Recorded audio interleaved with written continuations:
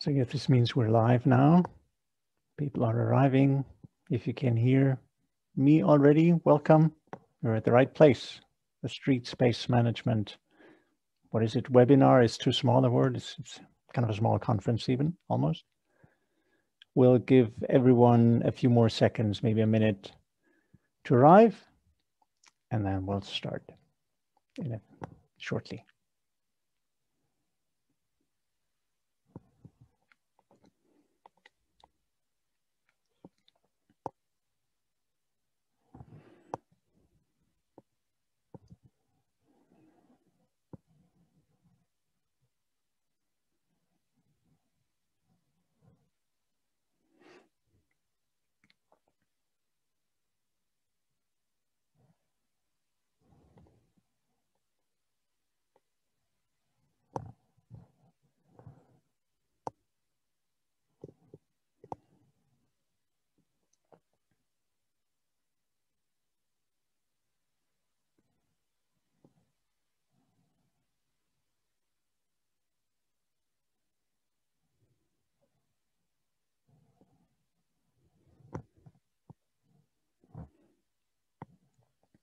It's 2:32 on my clock now.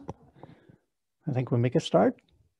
Welcome everyone to this webinar / conference on street space management, key for mobility and quality of life. My name is Ralf Brandt. I work for a company called Ruprecht Consult in Cologne, Germany. Our company is coordinating the Sunrise project, an EU-funded project, and this event today is actually a Sunrise event, part of the Sunrise project, organized by the Free Hanseatic City of Bremen. From Bremen via Cologne to the world, we saw in the registration list, we have people from the UK here, I believe even from Brazil. So welcome to everyone out there, wherever you are. I do think we also have representatives from the European Commission as funder of this project. So special welcome to you as well. And of course, to all the Sunrise project partners in 6 different countries. And we're here to discuss the issue of street space management, part of mobility, urban mobility. And this issue is, of course, very much in flux. Many things are changing there. Many political and technological changes you see in this area, in this field, with a strong focus, and rightly so, on climate impacts, carbon dioxide emissions, and so forth, with high hopes related to electrification and various technological advances. And as important as this is, clearly, our automobile dependent system also has other negative consequences, which must not be forgotten, like social exclusion. I would also certainly say the aesthetics of our cities, livability, equity, also spatial equity. So how much space do we devote to which kind of usage in our cities? And I would say no engineer on Earth can design away the hunger of cars for space. So we have to tackle this issue. And I think it's a particularly difficult issue, particularly tricky issue, maybe the biggest question at all, because space, you can't multiply, you can't increase space. It's a finite resource, which means if we address this, inevitably we'll encounter the issue of redistributions. And today we're exploring this topic further with some concrete examples of how other cities have dealt with this, including Bremen, of course, but also we are very happy to have representatives from Vienna, from Brussels, and even from beyond with worldwide examples. But before I get carried away here on content, I have a few housekeeping items. The usual things, some might know this. Those of you who are registered in this meeting as speakers, please mute your microphone and turn all your camera off, unless, of course, you're presenting. The event is being recorded, and it will be available in a few days on YouTube, and we trust and assume that you're okay with that, or you're happy with that. Otherwise, the only option, sad but true, is to leave the webinar. We're keen to get feedback from all the participants, and we thought the most pragmatic way to collect your feedback is through the chat function. In Zoom, there's also a question and answer function, which we recommend not to use. So simply type your comment or question in the chat function. And in the background, we'll look at those and then feed your comments into the conversation. We also built in an interactive element. We're using a tool called Mentimeter. You can participate on your computer or with your smartphone. So maybe you already want to grab your smartphone to have it within reach. But we start with a high-level guest, a welcome address by Dr. Maike Schaefer. She's basically the Minister for Climate Protection, Environment, Mobility, Urban and Housing Development from the Free Hanseatic city of Bremen. She kindly agreed to record a welcome message for us. So I'm asking my colleague Niklas to start this video.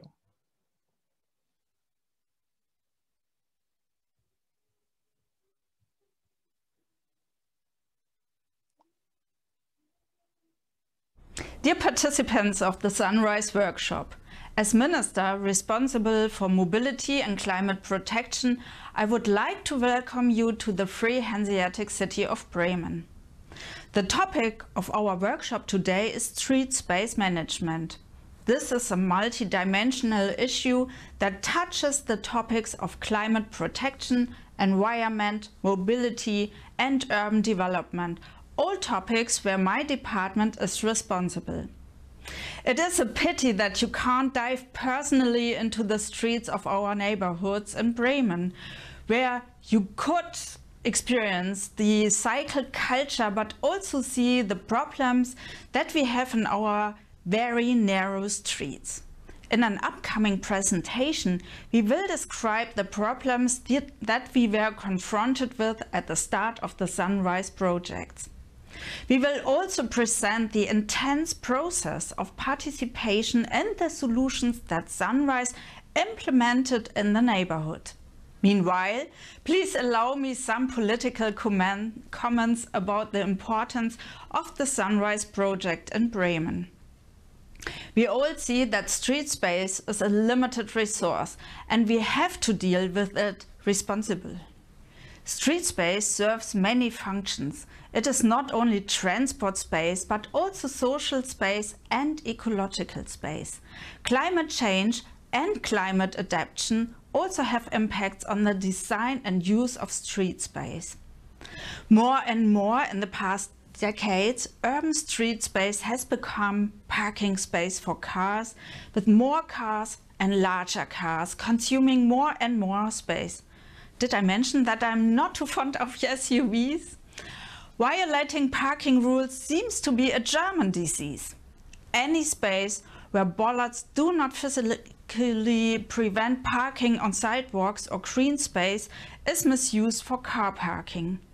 One of the impacts in our neighborhoods is that already narrow sidewalks become impassable for people in wheelchairs with larger prams or for people who simply want to walk side by side, bad times for lover. At the same time, illegally parked cars make the travel lane too narrow for the easy passage of waste collectors or firefighters or the ambulance. The regulation within the German highway code is clear. It's our job to enforce it. Parking is the curb and not the sidewalk. Similar to a referee on the football pitch, cities have to require everyone to play by the rules. On the football pitch, there is a clear line defining the playing field. Similarly, we have the curb defining the line for parking. On the football pitch, the referee blows the whistle and, if necessary, hands out a yellow or red card. Similar to the referee, as a politician or public administration, you can't be everyone's darling. But, as on the football pitch, respect for the rules allow us to play and live and work together on our streets. About 1,600 meters of sidewalk in the Sunrise neighborhood are no longer misused for car parking. This was done by calling for obeying the rules that everybody learned when they got a driving license. I understand that those who used to park their cars on sidewalks are not amused. At the same time, those who have to use a wheelchair or push a pram benefit from the changes. And the drivers of waste collecting trucks can do their important work, and firefighters can get through when it's a matter of life and death. The size of cars has also become an issue, with more people buying larger cars. Today, only 7 or 8 cars consume the same parking space as 10 cars used to. To provide an incentive for smaller cars, the fees for residential parking permits will be created by vehicle length. Already in the kick-off meeting of Sunrise in Bremen, we acknowledged that it would be impossible to satisfy everybody's wishes and that there would be conflicts. But preparatory surveys showed that 26% of the cars in the Sunrise neighborhood were not moved at all for 3 consecutive days, showing great potential for the further development of car sharing to reduce the number of the cars. The same applies when options like bike parking or cargo bike sharing are increased. We know that public transport is also important and plan to purchase 4 additional trams and 15 buses to improve our service. Everyone, including those who depend on a car, will benefit when fewer cars are needed overall. I would like to thank the European Commission for funding the Sunrise project. The project has created the opportunity for some difficult but necessary discussion in Bremen. I would also like to thank the other partners in the Sunrise project for the cooperation and all the inspiration Bremen gained from them. I would like to thank the Sunrise team in my department, Susanne Findeisen and Michael Klotz-Richter, as well as everyone who supported the project. I would explicitly like to thank our local politicians and all the citizens who raised their voices, also those who are critical. It is part of our local democracy that we may have different opinions. We look forward to seeing how other cities in Europe and worldwide deal with such conflicts and which long-term strategies are used to make our cities more livable and sustainable. With that, I wish you an inspiring time with new insights. Thank you very much. Well, the thanks goes to you, if you could hear us. Dr. Schaefer, maybe you can convey our gratitude to her when you meet her next time in the office. As you now have heard several times, this event is part of the Sunrise project. And we thought it's might be helpful to give you a bit of context what the Sunrise project in general is about, what kind of approach it pursues, what are the action neighborhoods and so forth. And I'm grateful that my dear colleague, Christine Tovas, agreed to provide you with this context. Christine has an impressively interdisciplinary background with a master's in environmental studies and sustainability science from Lund University in Sweden, but she's originally from the US. Thematically, she has focused on sustainable transport and urban development for many years. She has worked previously at the World Secretariat of ICLE in Bonn, and I'm pleased to have her as my colleague, I believe since 2013 or 14 at Ruprecht Consult in Cologne. Over to you, Kristen. All right, thanks so much, Ralph. And just ask Nicholas to please share my presentation.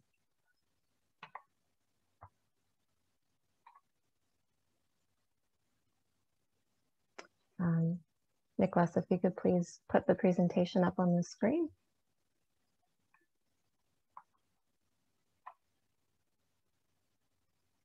Great. Yeah, we'll just go to the start. Give you a little teaser there. Okay, great. Thanks again, Ralph. So I'll just dive right into it. So we can go to the next slide. As my colleague Ralph mentioned, in essence, Sunrise has focused on co-creating sustainable mobility solutions at the neighborhood level. But what does this mean in practice? If we take a closer look at these two elements, we can see that co-creation is the systematic process of creating new solutions with people and not for them. And essential to this is the formation of a strategic alliance between the municipality and citizens or stakeholders. And it goes beyond traditional participatory methods and the traditional hierarchical organizational structure to bring multiple stakeholders together to jointly produce a mutually valued outcome involving citizens and communities in policy and service development. So over the past 4 years, we in Sunrise have used this approach to identify problems, develop solutions, implement solutions, evaluate the entire process, and assess its impacts at the neighborhood level. So this is sort of what we consider under the umbrella of co-creation. And we chose to focus at the neighborhood level because this is where daily life unfolds. And it has a huge impact, of course, on people's quality of life, which is why many people tend to care a lot about their neighborhood. And they also hold detailed knowledge about their urban environment, what's working well, what isn't working so well, and how they wish it would change. So focusing on this ensured the compatibility of any intervention with people's everyday life. So these two key principles create a recipe for innovative and creative mobility solutions that benefit the participants personally and that foster a greater sense of community, trust, and ownership when it comes to local urban development. Next slide. So as you can imagine, this approach presents a number of opportunities for success. So when it comes to co-creation, it provides the local authority with access to people's local knowledge and crowd creativity, which they may not normally come into contact with through traditional methods. It also builds a sense of ownership among everyone involved, including the beneficiaries of the mobility solutions, so the residents and local stakeholders. And in some instances, it can even help to save resources when the local residents are actively involved in the implementation of measures. And so when we apply co-creation at the neighborhood level, we benefit from its manageable size, which is conducive to active travel. It's also the natural realm of somewhat harder to reach groups, such as children and elderly people. And the residents are experts themselves, as I mentioned before, as they have detailed knowledge of the mobility challenges in the neighborhood. Next slide. So over the past 4 years, our 6 action neighborhoods, which you see on the map there, which include Malmö, Bremen, Southend, Budapest, Thessaloniki, and Jerusalem, have each tested this approach, and our 7 technical partners have provided support along the way. And within each of these action neighborhoods, this involved, next slide. First, before developing any ideas for measures, gaining a detailed understanding of the mobility-related problems and the needs as perceived by the residents, as well as identifying the neighborhood's specific strengths, weaknesses, opportunities, and threats. And the people involved in this part of the co-creation process included residents, local stakeholders such as businesses and community groups, local mobility experts, people from the local authority, and in some cases, politicians. And this was followed by, next slide, the co-development and co-selection of solutions. So this is a period of creativity, joint thinking, and collective prioritization about new ways to tackle the identified mobility problems from the previous phase. And it involved deciding cooperatively about a package of measures to be implemented in the next phase of the project. And these were organized, oh, we can stay on that slide. These were organized in an online and offline formats in order to reach as many people as possible in the neighborhood. And this phase helped to foster understanding among the public about possibilities and also constraints, and increase the chances that citizens would accept and adopt the co-chosen solutions. Next slide, please. So this was followed then, of course, by the implementation of the solutions when the rubber meets the road, in a sense. When we put the rest of the co-creation process to the test. So this phase seeks to involve both city representatives and civic actors in a collaborative and complementary way for the joint implementation of solutions.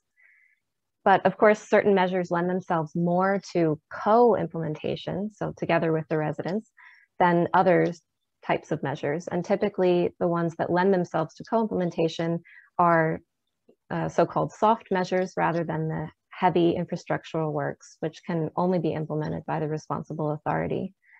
But ultimately, the co-implementation phase was designed to be needs-driven and mutually beneficial to the project and to the local stakeholders who are involved in the project who would contribute their resources. And of course, throughout the co-creation phase, we've been continuously assessing and evaluating the impacts and processes within the action neighborhoods in order to better understand the drivers and barriers encountered, and ultimately the transferability of the co-creation process and the solutions to other cities across Europe. So in going through this co-creation process over the past 4 years, we can identify, the next slide, please, several benefits and challenges of co-creation at the neighborhood level. And of course, this is not a comprehensive list, but at least it gives a little bit of a peek into the effects and the challenges that we encountered in Sunrise across our neighborhoods. So just to name a few, we've seen our action neighborhoods build a remarkable level of trust, local identity, and cohesion among residents and stakeholders in their neighborhoods. So people feel that their needs are heard, cared about, and responded to with practical solutions.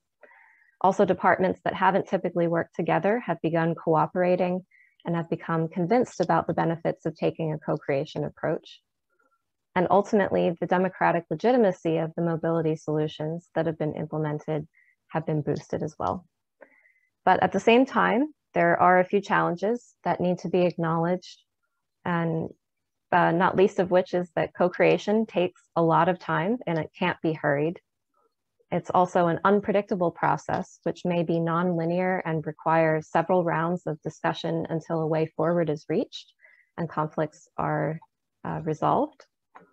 And with so many opportunities for people to get involved, a certain degree of participation fatigue might need to be addressed at different points in the process in order to move it forward and keep the involvement of the local residents and stakeholders. But we can say that as we stand here today, after over 4 years of working together, I think we all can agree that it's well worth it. So next slide, please. With that said, I would like to encourage you to take a look at these 4 other EU-funded neighborhood projects, which we have exchanged with, and check out our big messages document at the QR code on the right for our key lessons learned and recommendations for other cities across Europe and beyond who might be interested in doing a co-creation project at the neighborhood level. Next slide. So thank you all on behalf of the coordinating team together with my colleague Ralph. And there's another QR code there where you can take a look at all of the publications on the Sunrise website. So I invite you to enjoy those.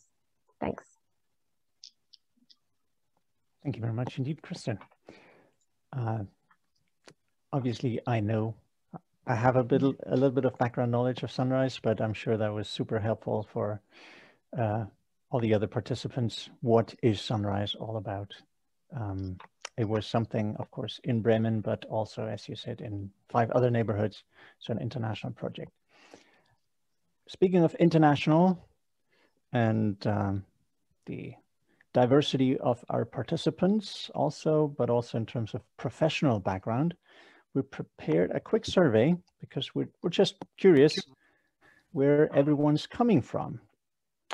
And, oh yes, there's Nicholas already showing instructions on how to leave or to give your response. We're curious, which organization do you represent? Are you from a public administration, from academia, from a non-governmental organization, from political area, from media, private citizen, or none of the above, anything else?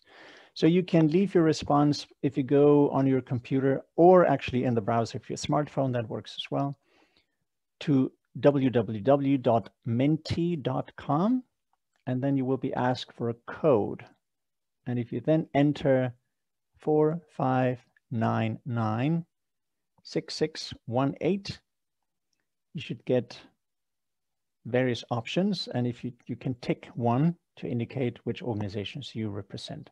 And as you can see, this is being updated live on the screen, so we get a bit of a sense of the the professional associations of our audience today. So far,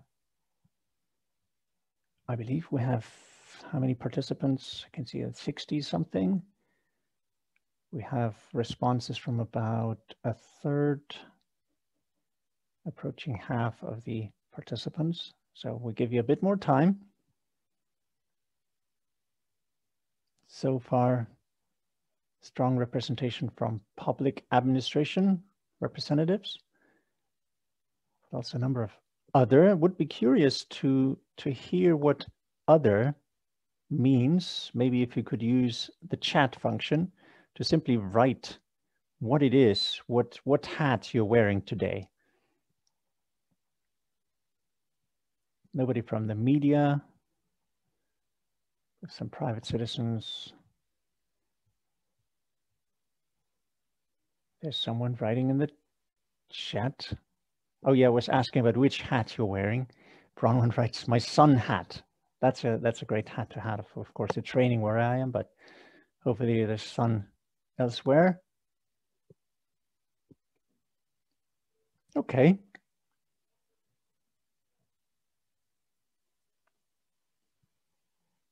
I guess that's stabilized a bit. Clearly, public administration is the strongest group here.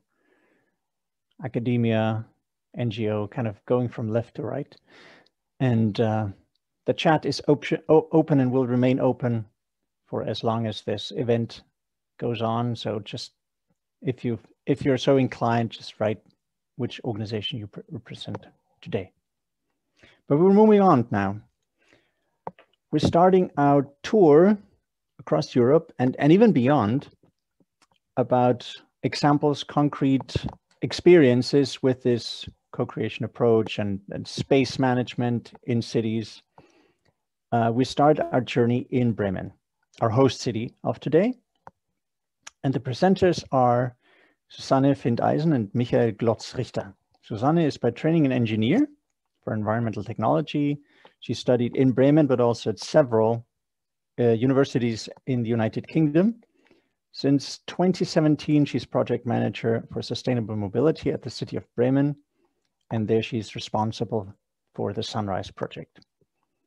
Her colleague, Michael Glotz-Richter, is senior project manager on sustainable mobility in Bremen as well, with staging posts and his professional career in Berlin, Bonn, Cologne, always working at the intersection between urban development, transport strategies, and urban lifestyle. No wonder then he's in charge, he's been in charge and still is in charge of several pilot projects, international applied research projects covering cycling, low emission technologies, and shared mobility. And he wrote explicitly that he considers especially shared mobility as a particularly important element in the context of scarce space, as we're discussing that today. So over to you both. All right, yes, thank you, Ralph. I will start and Susanne will join in, taking you to Bremen, and also to see that even with co-creation, you will not solve all conflicts. Certain conflicts will remain. Let's have a look at Bremen. Bremen is a city of a bit more than 500,000 inhabitants, and it's a city of active modes. About half of all the trips of our citizens are done by walking and cycling. And if you look more to the central urban neighborhoods, there it's even about 60% of active modes. So you may think, oh, that's all fine. What are you asking for? And then let's have a look into the neighborhoods. The Sunrise neighborhood is about 2 kilometers away from the historic city center, and it's close to a hospital and a new development area. And you may see that the fabric is really with historic narrow streets, and that's part of the problem. When you look there, sidewalks blocked by parked cars, and here look at this lady, and she even has to take her little child on the arm to get along this car. This is a photo that shows the situation before sunrise. And as well here, you see when people wanted to walk side by side, as lovers do as the senator said, they have to walk on the car lane, which is not how it's meant to be. We have certain regulations which are not kept. If you want to allow parking on sidewalks, you have to have still sufficient space for pedestrians and also for prams or wheelchairs to pass each other, which means at the end, in our understanding, as we have many of little fences there, about 1.80 meters to 2 meters. As a general space in new developments, it needs to be 250. And another no-go is that waste collectors and firefighters have problems to get through. So that's the starting point in the Sunrise neighborhood. So when we talk about space science, then we have to see that this contains reorganizing street space and also do it in a way with a high level of participation, and don't expect that everybody agrees. And now let's see how the process was organized. A key element of the Sunrise project was, as Kristen explained, an intense participation process. And we have started this process in the early 2018, and this process is still running. And in total, we have offered about 33 participation options and had more than 1,000 contacts to citizens. So the initial task in this process was to jointly identify what are the problems. So what should be changed in the streets? So for this, we carried out not only classical workshops, but were present within the neighborhood on a number of days. We organized the so-called street chats. And actually, this was quite a good opportunity to talk not only to the usual suspects, but also to families who don't usually have the time to come to evening events. What we also did was to offer online participation, obviously a good tool to get input from people who also would like to contribute independent from certain events. So what we expected, and this is what we found, was that there is not the opinion of the people. So there are a wide range of views when it comes to what are the problems. So the top problem we have found was illegal parking, blocking of sidewalks. So that was most mentioned. But also, and that's the other side of the coin, parking pressure was mentioned very often. So there's not enough space for parking their own car. And well, basically that's the main and the key conflict when it comes to the use of street space in Bremen and in many other neighborhoods. For us, it was important to get some more facts and figures about how the parking situation is. So therefore, we have subcontracted an in-depth analysis about it. And we were not only looking about car parking, but also on bike parking, because that's also a problem in our neighborhood. Bikes parked are on the sidewalks, at the fences, so they block the ways for the pedestrians as well. So what actually our minister already said in her speech, we found out that more than 25% of the parked cars actually were not moved in 3 days. So for us, it's an indication of a car sharing potential. So because we are dealing with a very highly conflictuous topic, which is street space distribution and car parking, it is important to explain the measures. So what we've done was we went into the neighborhood, offered 12 street walks on a weekend to talk to the people there and to closely exchange them with them in small groups. We found it quite usefully that there is an exchange among the people as well. So it becomes really visible that the conflicts are within the neighborhood and not just among us and the neighborhood. So that was really useful. Decision on residential parking in Bremen is taken by the borough parliament. So our project was supported. We had an anonymous decision across all political parties. So that was quite a big success for us. So after that, we could start planning and the implementation. Before we implemented, we developed a communication concept because we found communication is key in topics like this, which are complicated and have a lot of conflict potential.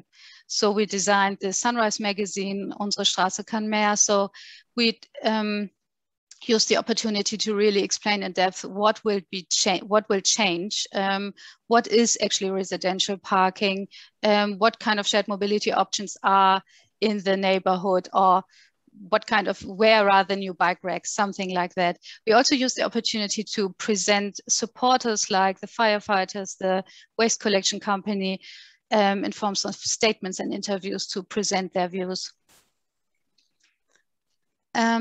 Next slide, please. Then we implemented the measures, which happened in November 20. After that, it was particularly clear with markings and additional traffic signs where it is allowed to park and where it's not allowed to park. So from then on, the rules were very clearly communicated, apart from the rules which are existing already. So these are photos who show before and after. Car parking is reorganized, one of the key measures. In 6 out of 20 streets, substantial changes happened. Illegal parking happened before here on sidewalks. So afterwards, the sidewalks were free. So across the whole neighborhood, we have about 150 cars less in public street space. And we were able to have free sidewalks about 1,600 meters. So, yeah, Michael. Yes, you see that 1,600 meters, the senator listened carefully to our presentations before.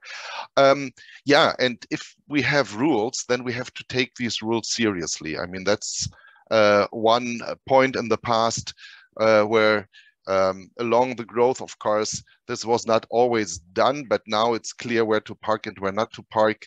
And you need enforcement. That's pretty clear. It's like this example with a referee on the pitch that the senator took. So that happened, that was announced, clearly announced before.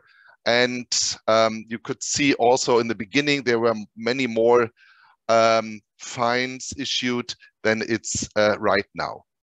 So people got used to it and started to play along the rules.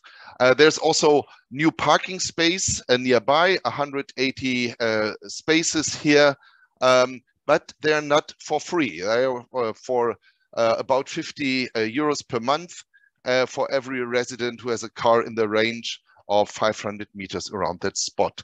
So, but this is of course a change from free parking to pay parking, but it's necessary.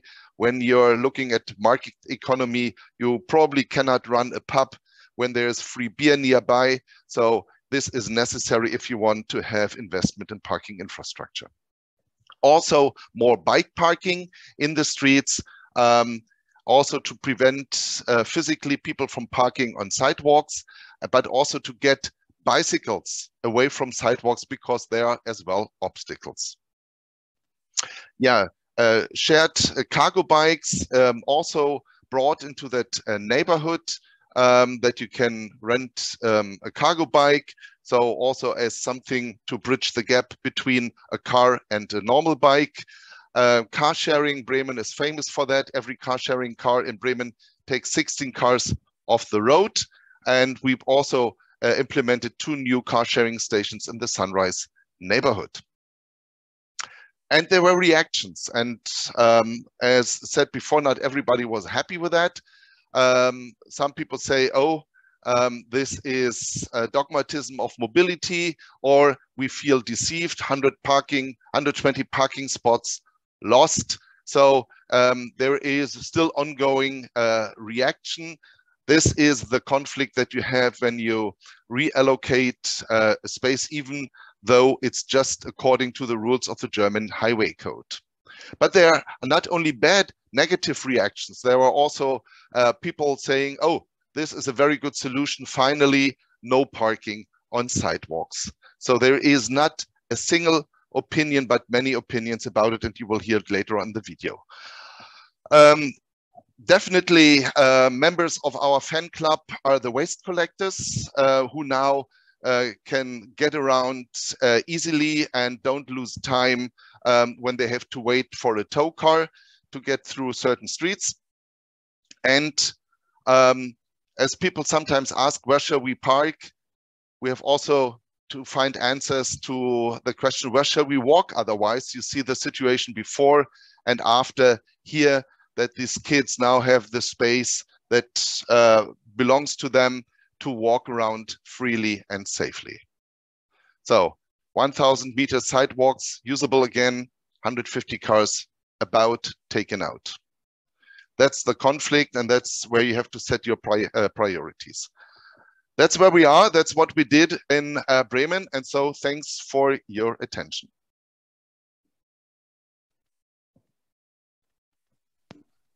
Am I right that you are now also about to share a video, right? I think the video is shared by Niklas. Niklas, yeah, okay. And maybe when he's doing just the technical things, the video that we see is, this is now the world premiere of that video. It's Voices from the Sunrise neighborhood.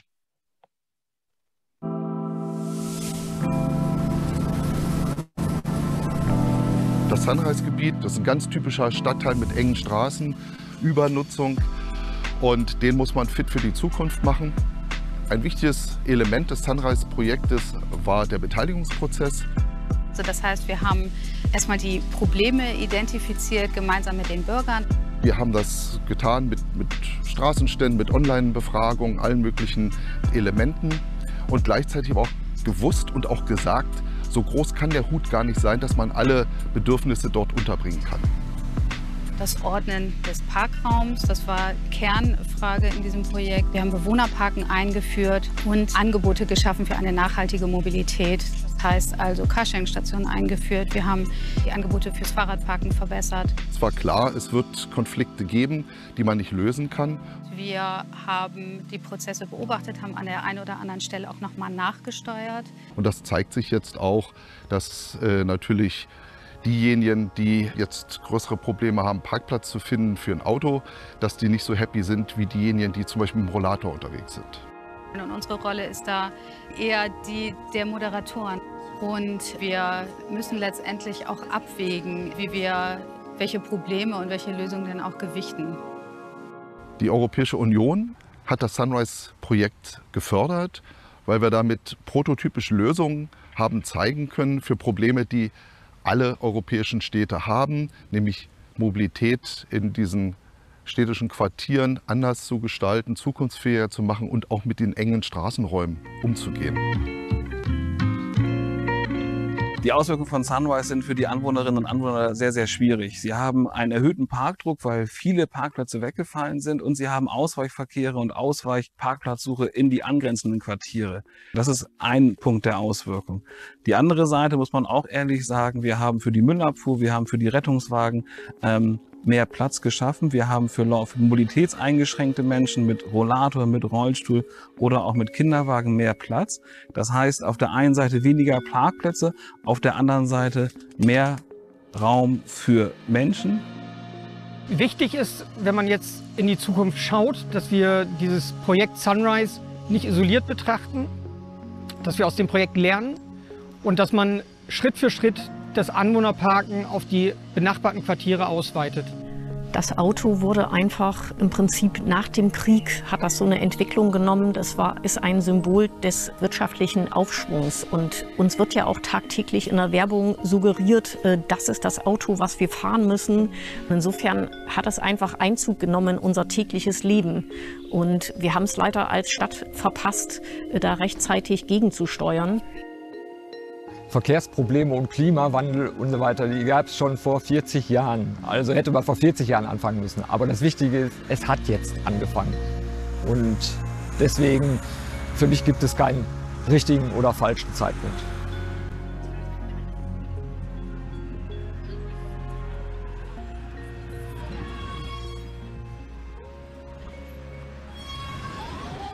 Ich bin erklärte Fußgängerin, habe sehr lange einen sehr kranken Mann gepflegt und es war ein Abenteuer, und das ist es heute noch, mit einem Behinderten mit Rollator über den Bürgersteig zu gehen.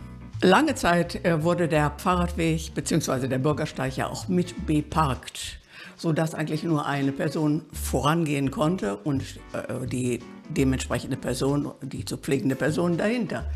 Aber das hat sich ein bisschen verändert, Gott sei Dank. Als Autobesitzerin fand ich es natürlich schön, wenn man für einen Parkplatz nicht bezahlen muss. Andererseits finde ich diese kostenlose Bereitstellung von Parkraum für Autos, die da manchmal wochenlang stehen und nicht genutzt werden, natürlich alles andere als sinnvoll. Also ich fände es schön, wenn der Lebensraum zwischen den Häusern, also auf der Straße, auch den BürgerInnen mehr zugänglich gemacht wird. Als Autofahrerin finde ich schon, dass der Wegfall von Parkplätzen und Sperrung von Straßen und so zusätzliche Zeit auch fordert und nervt, den ich eigentlich nicht gut finde. Da würde ich mir eigentlich andere Maßnahmen wünschen, um die Autos zu reduzieren. Als Radfahrerin, als Fußgängerin, als Mutter von Kindern finde ich das natürlich super, möglichst wenig Verkehr, möglichst viele Autos aus dem Viertel oder in klaren Verhältnissen zu haben. Die Bürgerbeteiligung ist viel zu gering ausgefallen. Nicht alle wurden informiert. Das Versprechen, die Situation der Anwohner würde sich hinsichtlich der vorhandenen Parkplätze verbessern, stimmt auch nicht. Die Situation hat sich verschlechtert. Und die Reihenfolge, nämlich erst Alternativen zu schaffen und den ÖPNV zu verbessern, wurden nicht getroffen, sondern mit dem Holzhammer wurden 120 Parkplätze gestrichen, ohne den Leuten zu sagen, wo sie jetzt parken können. In Zukunft sollte Mobilität eher von Fußgängern ausgedacht werden, von FahrradfahrerInnen, von Menschen, die zum Beispiel Rollstühle für ihre Mobilität benötigen, von Menschen, die Krankenwagen fahren. Und nicht nur von AutofahrerInnen. Und ich wünsche mir eine autofreiere Stadt, mehr auch zu den Klimazielen, die sich ja die Bundesregierung überlegt hat, bis 2045 passt. Denn bis dahin wollen wir ja klimaneutral werden und ich denke, dass jeder dazu auch einen kleinen Teil beitragen kann.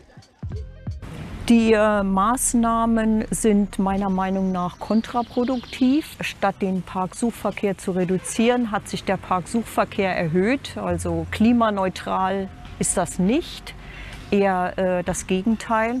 Wir fühlen uns, als ob wir in einem Polizeistaat leben, weil das Ordnungsamt täglich da ist, um Strafzettel zu verteilen. Seit November 20 wurden 5000 Strafzettel verteilt und 130 Autos abgeschleppt. Das Sunrise-Projekt hat natürlich für mich schöne Auswirkungen.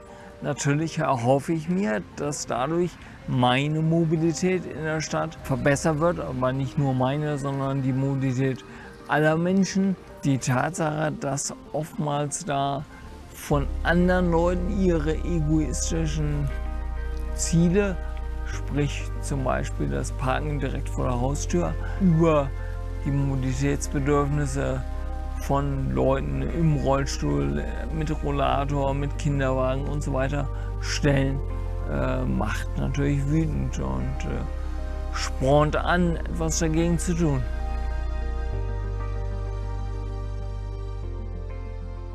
Die Friedensgemeinde mit ihrem Kindergarten, mit ihrem Gemeindehaus und der Kirche selber ist mitten in diesem Quartier ein Ort, wo sich 2000 Menschen pro Woche treffen, sodass wir auch als Veranstaltungsort oder als Ort, wo Menschen sich begegnen, immer mit den Verkehrsproblemen direkt konfrontiert sind. Manchmal haben uns Leute angerufen und gesagt, wir waren schon unterwegs zu eurer Veranstaltung, wir sind umgedreht, wir konnten nicht durch. Und ich werde mit meinem Rollstuhl nicht auf die hukelige Kopfsteinpflasterstraße ausweichen, weil wieder Autos meinen Bürgersteig zugeparkt haben. Ich glaube oder bin fest davon überzeugt, dass die Mehrheit sehr dafür ist, dass wir hier auf diese Weise neu über den öffentlichen Raum ins Gespräch kommen. Und es bleibt immer auch irgendwie frustrierend, wenn trotzdem Leute sagen und behaupten, sie wären nie gehört worden, was offenbar nicht stimmt. Sie hätten alle ihre oder haben alle ihre Positionen, auch andere Positionen einbringen können. Wahrscheinlich kann man es nicht allen recht machen.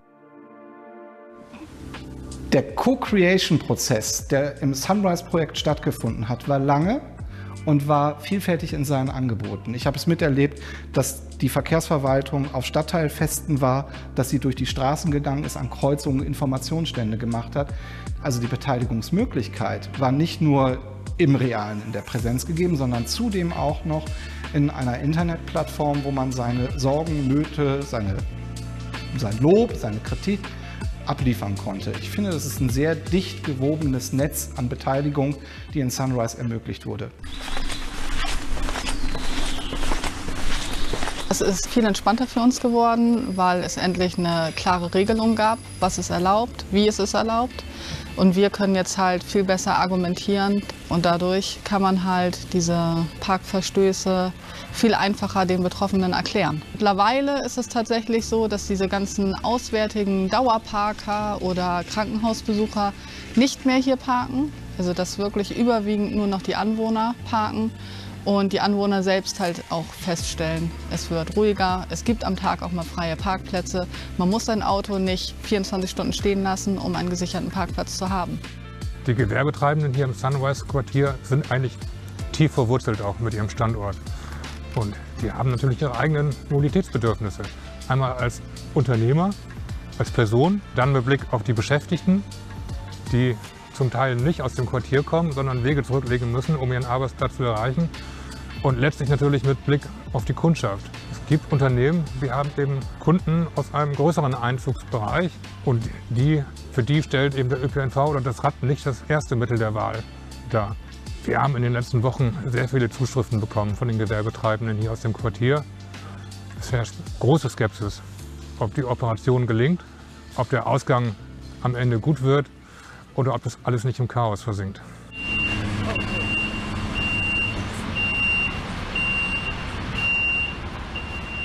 In diesem Projekt alle Straßen geändert, weil davor, diese Straße kannst du nicht fahren, kannst du nicht abbiegen, kannst du nicht Papier zwischen Autos schleppen.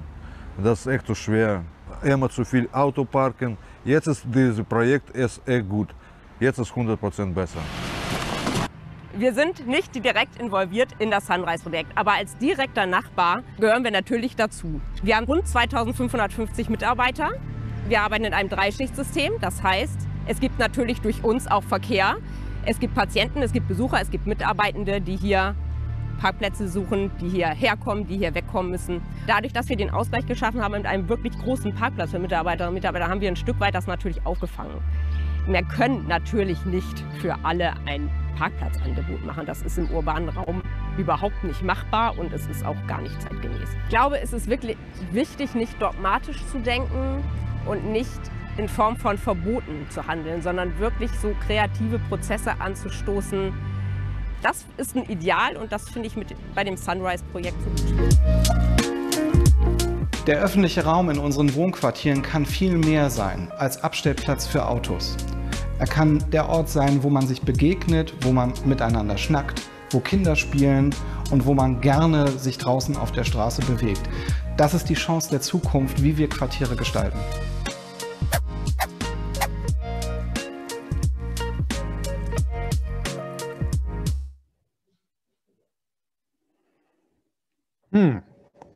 Very, very interesting, I have to say. But this is not about my opinion. We have a few minutes to look at the chat comments. The punchiest one was cool and authentic video. So congrats on that. But there are, as always, critical voices. And let me just feed in, I think it was actually the first one that appeared in the chat. One comment saying that citizen participation was an alibi activity only. None of the concerns of the people dependent on cars were heeded. Apparently, a journalist recently tried to find people who liked and considered the changes an improvement, and he didn't find one. And all appeals to the office, I think this is your department at the city, were dismissed. Yep. Please. Yeah, I mean, that's a voice that we also saw in the video, also mentioning the tickets that have been issued. We know that the number in the beginning was larger than at the end. As you can see in the video, there are voices, positive voices, negative voices. At the end, it's clear you can't make everybody happy. It's simply necessary to reorganize the street space, to have enough space for firefighters on one hand and enough space for people with prams on the other hand. And the problem grew as people bought larger cars. The cars grew by about 0.5 meter in length and 20 centimeters in width. And these 40 centimeters sometimes more or less make the decision whether a waste collector gets through or a car gets, or someone with a pram gets through. So that's the conflict. And as said before, the conflict will remain, that's clear. And there are additional parking spots nearby. That's 300 meters about away, from some areas maybe 400. And it's clear you cannot provide car parking for everybody in these narrow streets. That's the point, and that's the conflict that we had, and that in certain extent will remain. You just mentioned the new parking spaces that were provided, and there's a specific question on that. Someone is curious whether the number of new parking spaces is equivalent to the number of removed parking spaces. So was it a one-to-one compensation? It's even more. It's even more. I mean, it's narrow all around. It's not only in that neighborhood.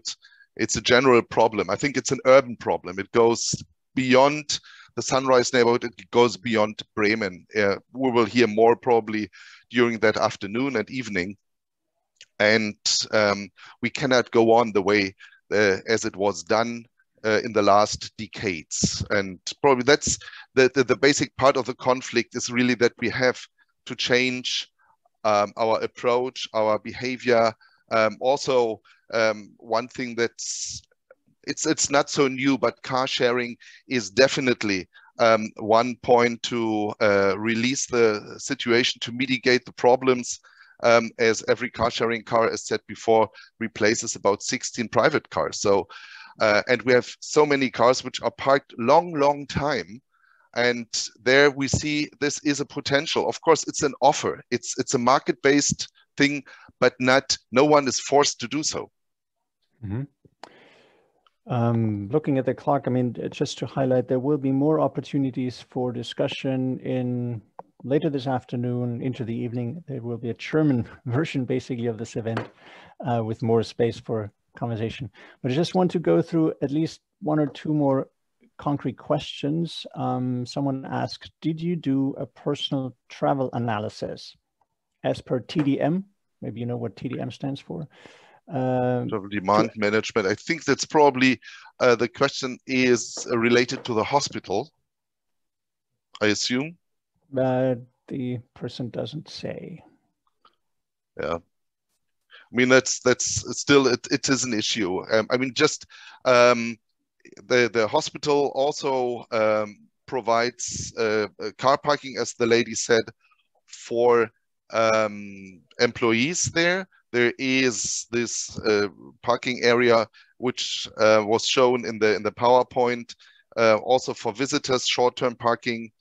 And as long as there's parking for free in the neighborhoods nearby, it's clear that many visitors just try to find a free parking spot. So it needs to be, it's a learning procedure that people understand there is no free parking in a walking vicinity around the hospital. Okay. We're supposed to start a break now, a short break of 5 minutes. Maybe let me just, to balance the views. I mean, the first comment I read was about criticizing the process, the co-creation process as an alibi participation. Interestingly, and you mentioned this diversity of opinions, someone saying who lives nearby, I must say there was a lot of participation. They did not ring at every door though. By the way, great, okay, compliment on the video. Will the video be published online? Yes, of course. Good. Yes. Okay. I assume everybody will actually can see the messages in the chat. So I would actually suggest maybe we use the break. Everyone who needs a break, of course, can do so. We reconvene at 3:35 in 4 minutes. Maybe if you don't need a break, I'm looking at Susanne and Michael. Do you want to continue and responding to some comments? I'll leave it up to you, but I do need a quick break. I'll be back in 4 minutes. Yeah. Okay, see you. Then for those who want to stay, there was a question somewhere about numbers of cars. The difference, I think, about 150 cars less parked, and we have the numbers. Maybe Susanne, you have them by heart. What was it? 1,000? Number of parking permits, probably. It's 1,168 parking permits for residents have been issued. Yeah, there's also a number of parking spots on private ground. Yeah, I have it here, 1 second. There are more questions coming in. We can see. Yeah, we have about 530 parking spaces on private ground, which are private garages or in the backyard. Yeah. And there is a comment also from Astrid Hager-Guthrie about the proposed fee for the parking permit for residential parking. It had been 30 euros. It comes still from times where we had Deutsche Mark. So it's endless, the same fee with 30 euros and 70 cents. And there is a debate of increasing it. Some groups of the Green Party called for 600. Others are calling for other amounts. The only thing that's clear so far is that it will be according to the length of the vehicle. So if someone has a very long car, consumes more space for parking, then he or she will have to pay more. That's in the moment the 600 euros. I personally think it's not too likely, but we will see. That's in a political debate in the moment, and we are administration.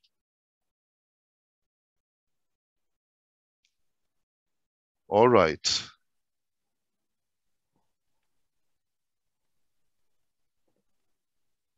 I am back. Good. So I trust you used the break productively. If you want to be sharp on time, which I do aim for. May I answer the very last question? Yeah. Of the 120 parking spaces, there were not parking spaces. These were illegal spots, parking on sidewalks or parking in the intersections. That's not, we tried to keep as many as possible parking spots for cars, plus add in bike parking wherever possible. That's okay. I think we will continue the debate probably in the German part, because this is more or less inside Bremen, having here also one of the voices that you saw in the video. But anyway, thank you also to Astrid Hager-Guthrie for the comments. Okay. Well, thank you for your presentation, and thanks to everyone who contributed their thoughts in the chat through a comment. We're moving on further southeast to Vienna. And we're very pleased to have Angelika Winkler with us, head of the unit Mobility Strategies from Vienna. Apologies, I don't have biographical details about you, so but I always find it interesting to just hear, say, the discipline you're coming from, so the kind of way you're thinking. Maybe you want to introduce yourself, Angelika, a little bit, and then share your thoughts under the title Cool and Innovative Concepts for Streets and Neighborhoods in Vienna. Neighborhoods being called Grätzl in Vienna. Yes, thank you. I do want to show my camera and my face, but I'm not allowed, so I don't know if you can manage it. Otherwise, it's okay. Otherwise, we'll do with your voice. We can hear you clear. Okay, but I'm not allowed because the host says it doesn't work. So maybe, Niklas, you can do something in the settings. Otherwise... Oh, no, it's coming. So it should be clear. Wonderful. Oh, fine, thank you. Perfect.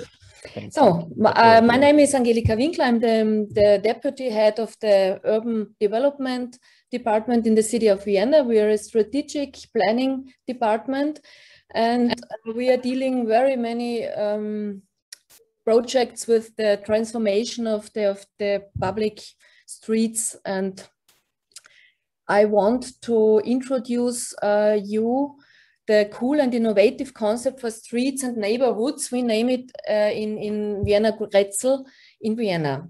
So take please the next sheet. Yes, because each city have the same problems. It's the change and the transformation from the infrastructure for cars we had since the 60 years, the last years, to we say we have empty garages and we have full streets of cars, and that's not the right solution for a transport system in the city. Please the next.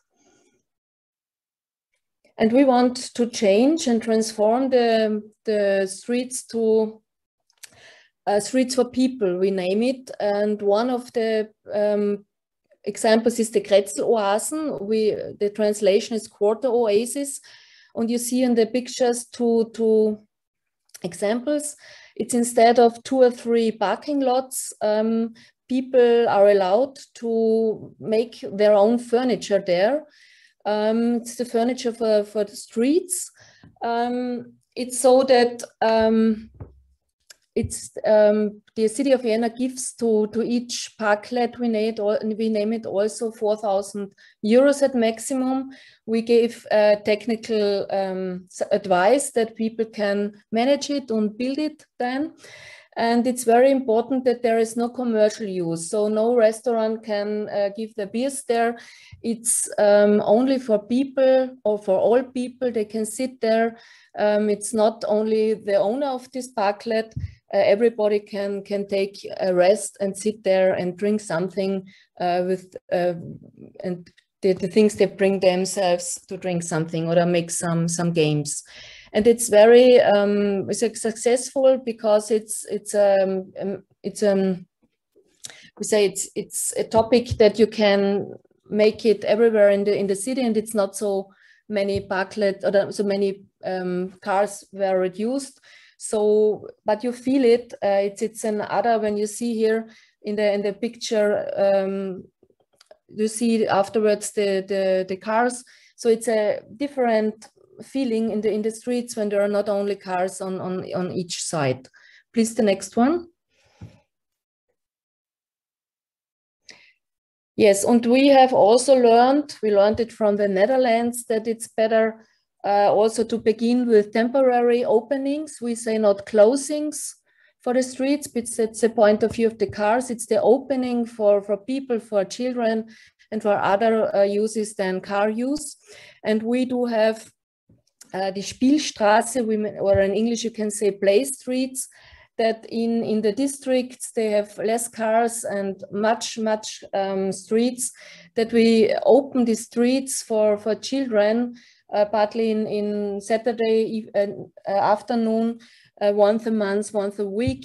We have also our social workers there. This people and the children are under the surface of grown-ups, but they have additional space inside the streets, and it's very useful for children in the high dense areas, because they have not so many possibilities to go out and to be safe and not disturbed by cars or endangered by cars.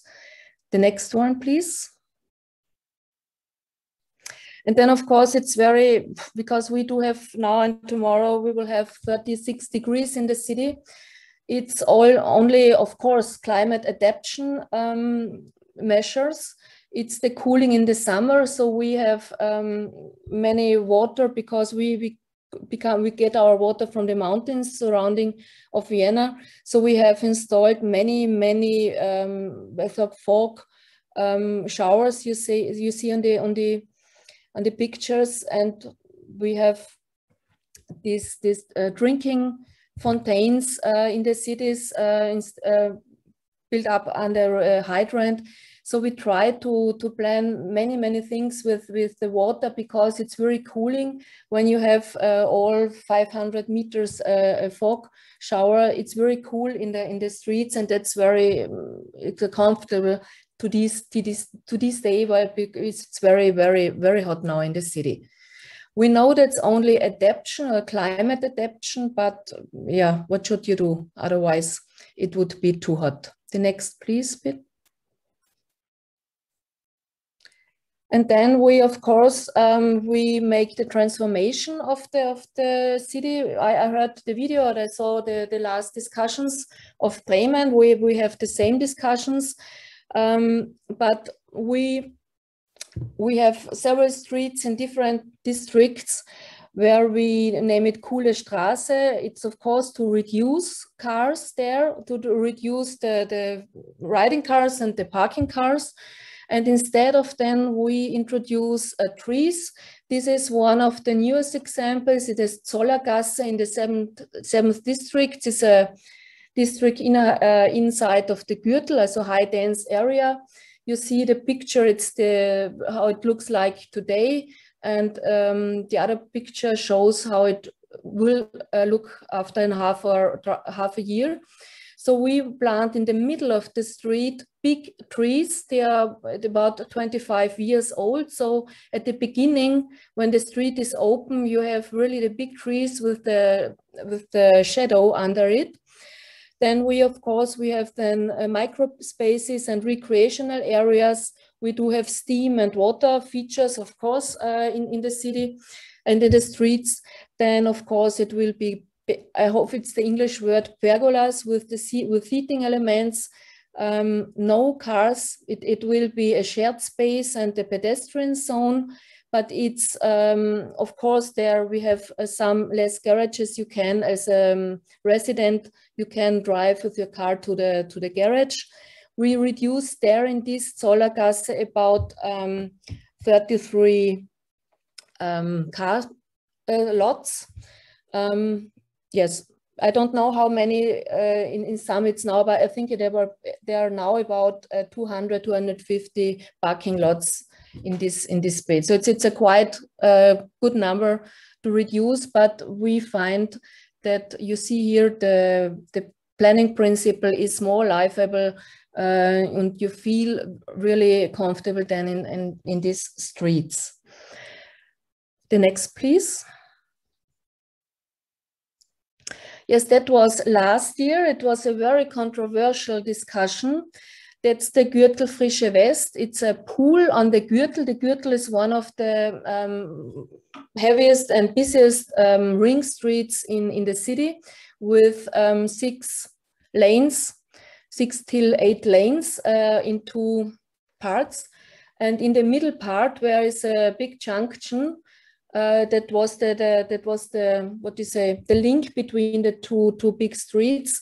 We closed it for 2 months in the August last year, and instead of that, we introduced a swimming pool for people living there. And of course, there are some green elements and palms there with a little restaurant, so that people have, instead of this 8-line intersection, they have now the Grätzl pool.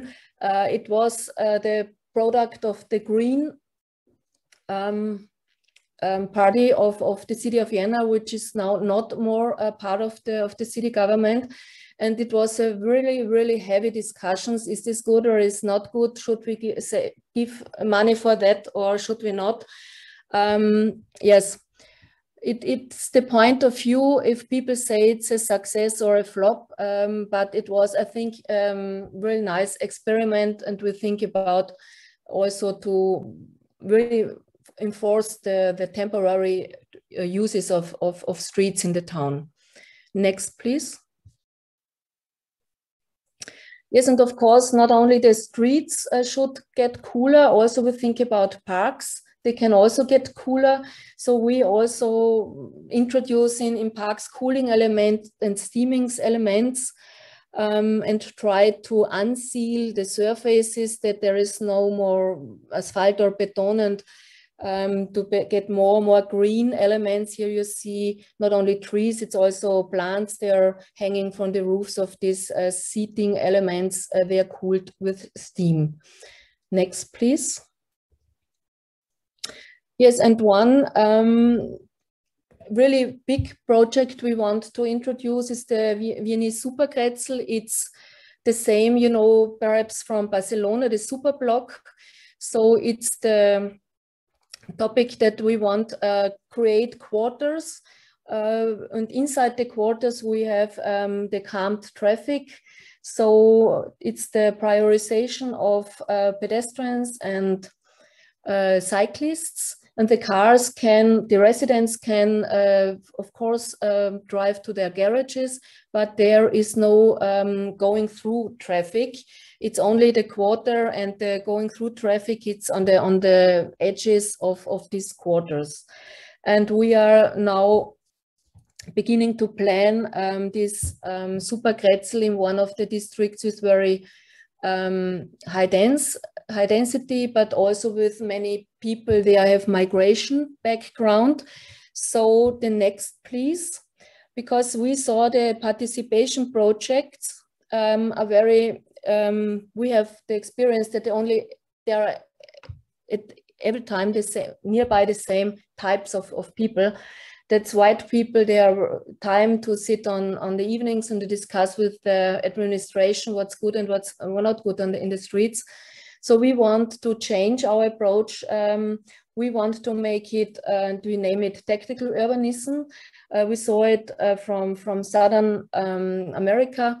We go to the streets and discuss there with the people, and we want to try things and plan things there, that we can make also furnitures for the streets and make co-creation workshops with the people, that they feel and that they see that you can do with the streets other things than parking on two sides. So I think it's an experience, because many people can't imagine how it is without the cars on the edge of the street. And that's really the projects that we want. I won't say that it's working, but make the same experience with the people and trying to take the cities in another way. Please, the next. And here you see we have several projects we made with the people. Here you see on the left side, we have painted our the channel and the pipelines was under the surface, and that people understand that, for example, in Vienna, it's very not so easy to plant trees because of this infrastructure under the streets. it's not possible. So you see how full the street is and you don't see it, and how less space remains for example, for planting trees. But we are looking, of course, we find places where we can plant then the trees. Or you see on the right side, people make paintings on the streets, and it looks like more friendly than only the black asphalt. The next one. Yes, and here's some impressions with the participation project. You see it was Corona, because that's why we have so big distances between the people. But all with Corona, it was possible to work and to discuss with the people and to try to enter the streets in another way. And that was it from my side, and I'm very curious about your question. Thank you.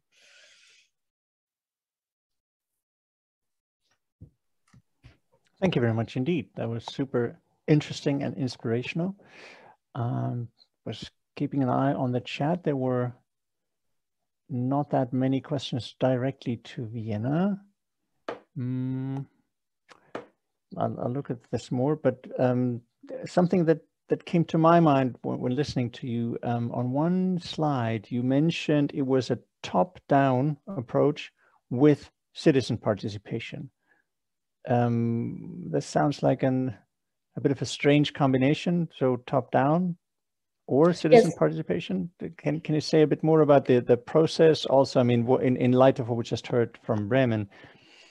Yeah, top-down, I say, because the city of Vienna says, okay, I want to make a new street, and then I make a participation process, and I design the process, and that's for me the top-down process. So we invite the people to work with us and to design the streets. And we have now experienced this, that we have really initiatives from bottom up. They are not against it, because many people are against something, what we do want to do. But we have now many initiatives they want to create in this direction, work with us, and we work then with them, because there's so many ideas. And that's, for me, two approaches, and we have both in our city. Yeah, but I like it more to work with people. They have the power and they want to change something. It's very, very good working. Okay, great, thank you. A question in the chat. What were the reactions from the retailers, the salespeople in the Zollers?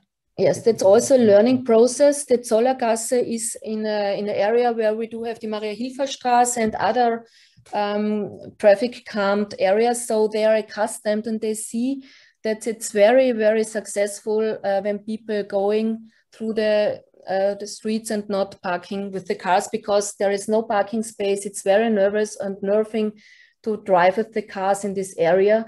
So we don't, in this area, we don't have the discussions with the retailers, because they see that the cyclists and the pedestrians are more willing to buy something than the car drivers. And that's, in other, I think this, it's of course, many retailers say, no, we need our parking spaces because people come, because we have several surveys in Vienna. About 10 to 12% years ago were coming with the car to some facilities for shopping, and that's not very, very much. And because the time changed, and I think it's less than now 10 to 12% in such areas. On the outer districts, of course, there's another structure. Okay, thank you. And another comment is just a compliment. Painting the underground infrastructure on the asphalt is a really good visual idea. I also haven't seen this before, but I really like this. And there's a question: what was the reaction of the local residents?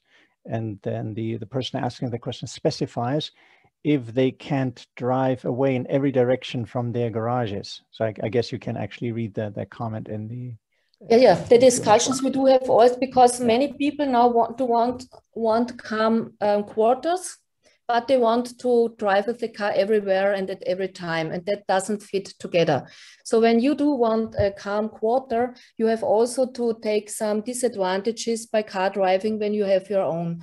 but we feel, or we see that the car possessions in Vienna runs down. So we have about more than 40% of the people, of the households don't have any car, and it gets down, especially in these districts. Many people don't have any more the cars. So it's, of course, some people say, no, it's working without. And it's also, of course, it helps that people reduce the car. So we don't, when we reduce 33 parking lots, some people gave up their car because they don't want to buy a new one, or the children they live there, or their grown-up children, they don't have anymore their driving license. And so it gets down and down, and the cars gets less and less important in our city. Mm-hmm. So do you then, I assume you do, provide alternatives? Like, what's the role of car sharing? Do you provide cargo bikes for rental? I mean, the public transport situation in Vienna is, many people know that, really, really good. Yeah. So do you start first providing the alternatives, or is it a kind of a simultaneous process? Yes, it's a process with the district mayor. It was very tough with the discussions with the people there. So we have, of course, the public transport system. No, that's perfect. Then we have, in this case of the Zollergasse, we have some garages around, also public garages around, and the district offered cheaper fee for the people for the resident, not for the working, but the residential people living there. Yes, and of course we have car sharing also in this district. We prepare city-owned bike sharing system. So of course not all is at the same time here, but we are working that we say that it's not necessary to have a car in the city of Vienna. You have so many other alternatives. They're more better for the city than a car. And we have really many alternatives. Yeah. A quick technical comment. Someone noticed that when you write a comment in the chat section, you have to make sure that you address it to all panelists and, what's the English version? I don't know, panelists and participants or something. In German, it's alle Diskussionsteilnehmer und Zuschauer. I think by default, it's only all panelists, all Diskussionsteilnehmer, and that means only the people you see on the screen here get the message. So if you want everyone to see it, you have to add, there's a drop-down option, and you select also participants, or in German, Zuschauer. Okay, we have 2 more minutes. A practical question. You showed the parklets. Questions about the responsibility. Who is in charge of them? Who takes care of them? What do you do with them in the winter? Where do you store them? Just, you know, the logistics of it. The people who build it care for them. And in winter, what do you say? We give it away. In winter, there is no parklet. So the season starts at March till September, October. Mm-hmm. But I think because the winter is so, I think we should try it to try it in the winter time also. Okay. Yes.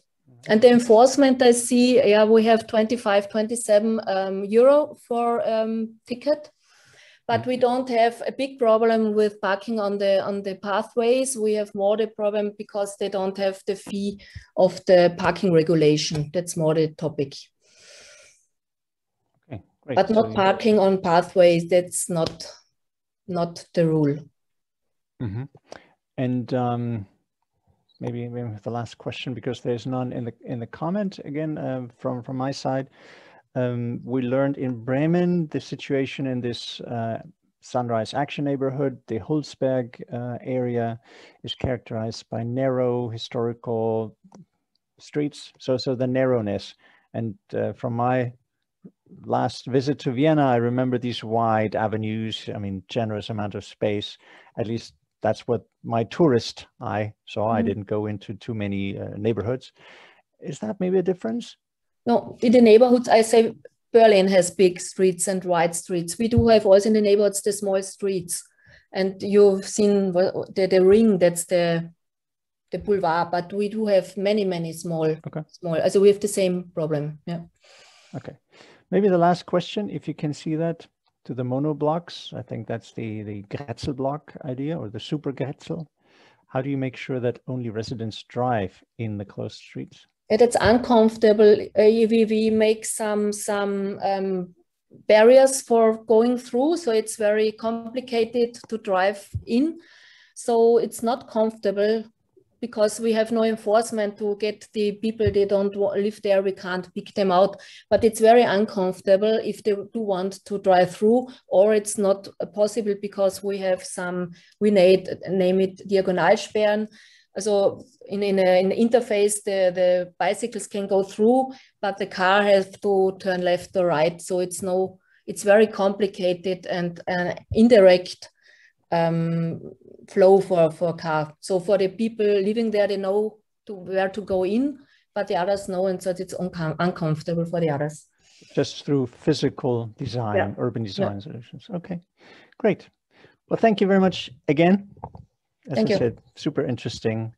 I look forward to my next visit to Vienna, hopefully soon when Corona allows. We're moving on, and we make a bit of a detour. Originally in the program, you might have seen that at 4 o'clock, we wanted to travel to Brussels. I saw a message before that Bart Dont, our presenter, is somehow delayed. Maybe he's stuck in traffic. We don't know.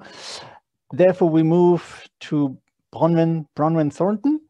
I'm very pleased to be in touch with her again. I worked with her in a Switch project, another European project a few years ago. She will share her experience and talk to us about Streets for All, how cities worldwide are making neighborhoods more livable. Bronwyn, over to you, and thank you.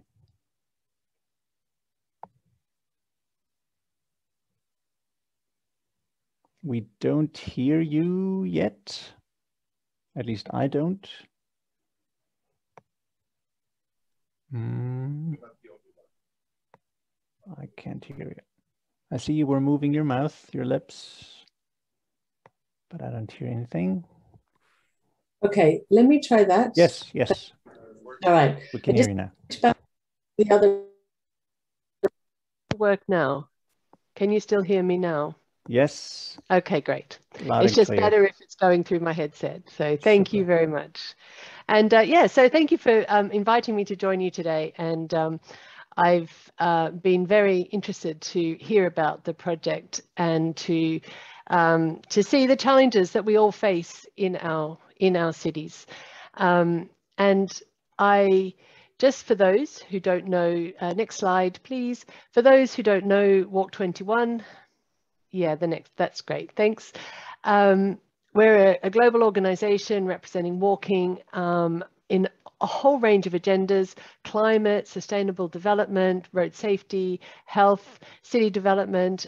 We even talk tourism, and we run an international conference series, which some of the names here have participated in the past, and we invite you to Ireland next year. But we also engage at the political level with our International Charter for Walking, and at the street level, looking at what we might call customer satisfaction with the urban environment through our walkability app, as well as training and resources and our knowledge library from our conference series. So we've been thinking and talking about walking for 21 years now. And next slide, please. I've spent a lot of time building the case for walking and walkability and why it matters. And I spend a lot of time talking about why it's important, why it's going to make the world a better place, it's going to make us better people, we're going to feel better, how we can go about doing it, who can make a difference. And we've seen already some of those fantastic examples from some of these different cities about how this can happen. And what I've seen over the last 20 years is I've seen this approach to creating more livable, more walkable environments evolving and emerging in cities all across the world, even cities which you would never have imagined needed to even think about walking, perhaps like Vienna. When we were invited to Vienna, they were already one of the world's most livable cities, but they're still pushing the envelope to try and do more and do better. And as we saw from Angelica, constantly coming up with creative solutions for their cities, particularly climate adaptation, because we are failing miserably on climate mitigation measures at the moment. And we see also that cities that have traditionally had lots of walking, like Hong Kong, and people think, well, they've got it covered, also investing in the walkability of their neighbourhoods. And I was in a meeting yesterday where we launched the Transport and Climate Change Global Status Report. And there were some statistics there which I thought were really, really interesting. 70% of our global trips are walked. 70%. That's not half, that's not a minority, that is a crashing majority of our trips globally are walked. And yet 80% of roads don't meet the necessary safety and comfort provisions that are necessary to make that walking both attractive and appealing to people so that they would choose to and continue to walk. And the final statistic from that is that pedestrian infrastructure is an incredibly good buy in terms of generating jobs, cost-effective local infrastructure. So there's no doubt in the panel discussion that we had yesterday as well that we have the reasons to do it. Road safety says we need mode shift to walking and cycling to make roads safer for everybody. The climate says we need low carbon transport. We are already zero carbon. Our health, our physical activity, our mental well-being needs us to walk more. All of this is a given. It's a known thing. And not only do we know why we should be doing it, we know what to do. We know what needs to be done. We need integration with public transport. We need to do these things. It's not actually up for debate anymore. It's a given. We know these things. So what is actually stopping us just getting on with it? And I love this picture. This is a street in Israel, actually, and it's almost guaranteed to be a weekend because, of course, this is when people are willing to give up a little bit more space to enable everybody. And this is why I emphasize the word all in my title, because when we think about our streets and how we move, we must remember that this is from when we are babies, when we are toddlers, when we are children, when we are teenagers wanting some independence, right through to when we are older people wanting to sustain that independence. Next slide, please. So I want to talk about something which actually I almost never talk about, because I know there's so much we can do for walkability without talking about cars. I don't even mention them very often, but it's particularly pertinent for this particular forum because of the issues around parking and parking management. And I want to think about how the car industry sells itself to us. And many have talked about this before, but I really want to come down to this. When we see pictures of the car industry promoting cars, they're so far from reality where they are driving and where that experience is happening. It's actually laughable. I mean, it's ridiculous.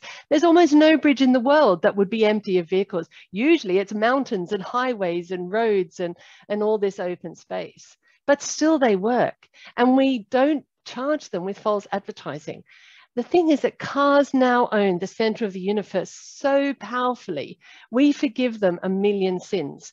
And we buy into this delusion of freedom, which we actually still believe even when we're stuck in traffic. When we are traffic, we turn on the air conditioning, we turn up the radio, and we swallow this perceived happiness that the cars give us and that this advertising generates.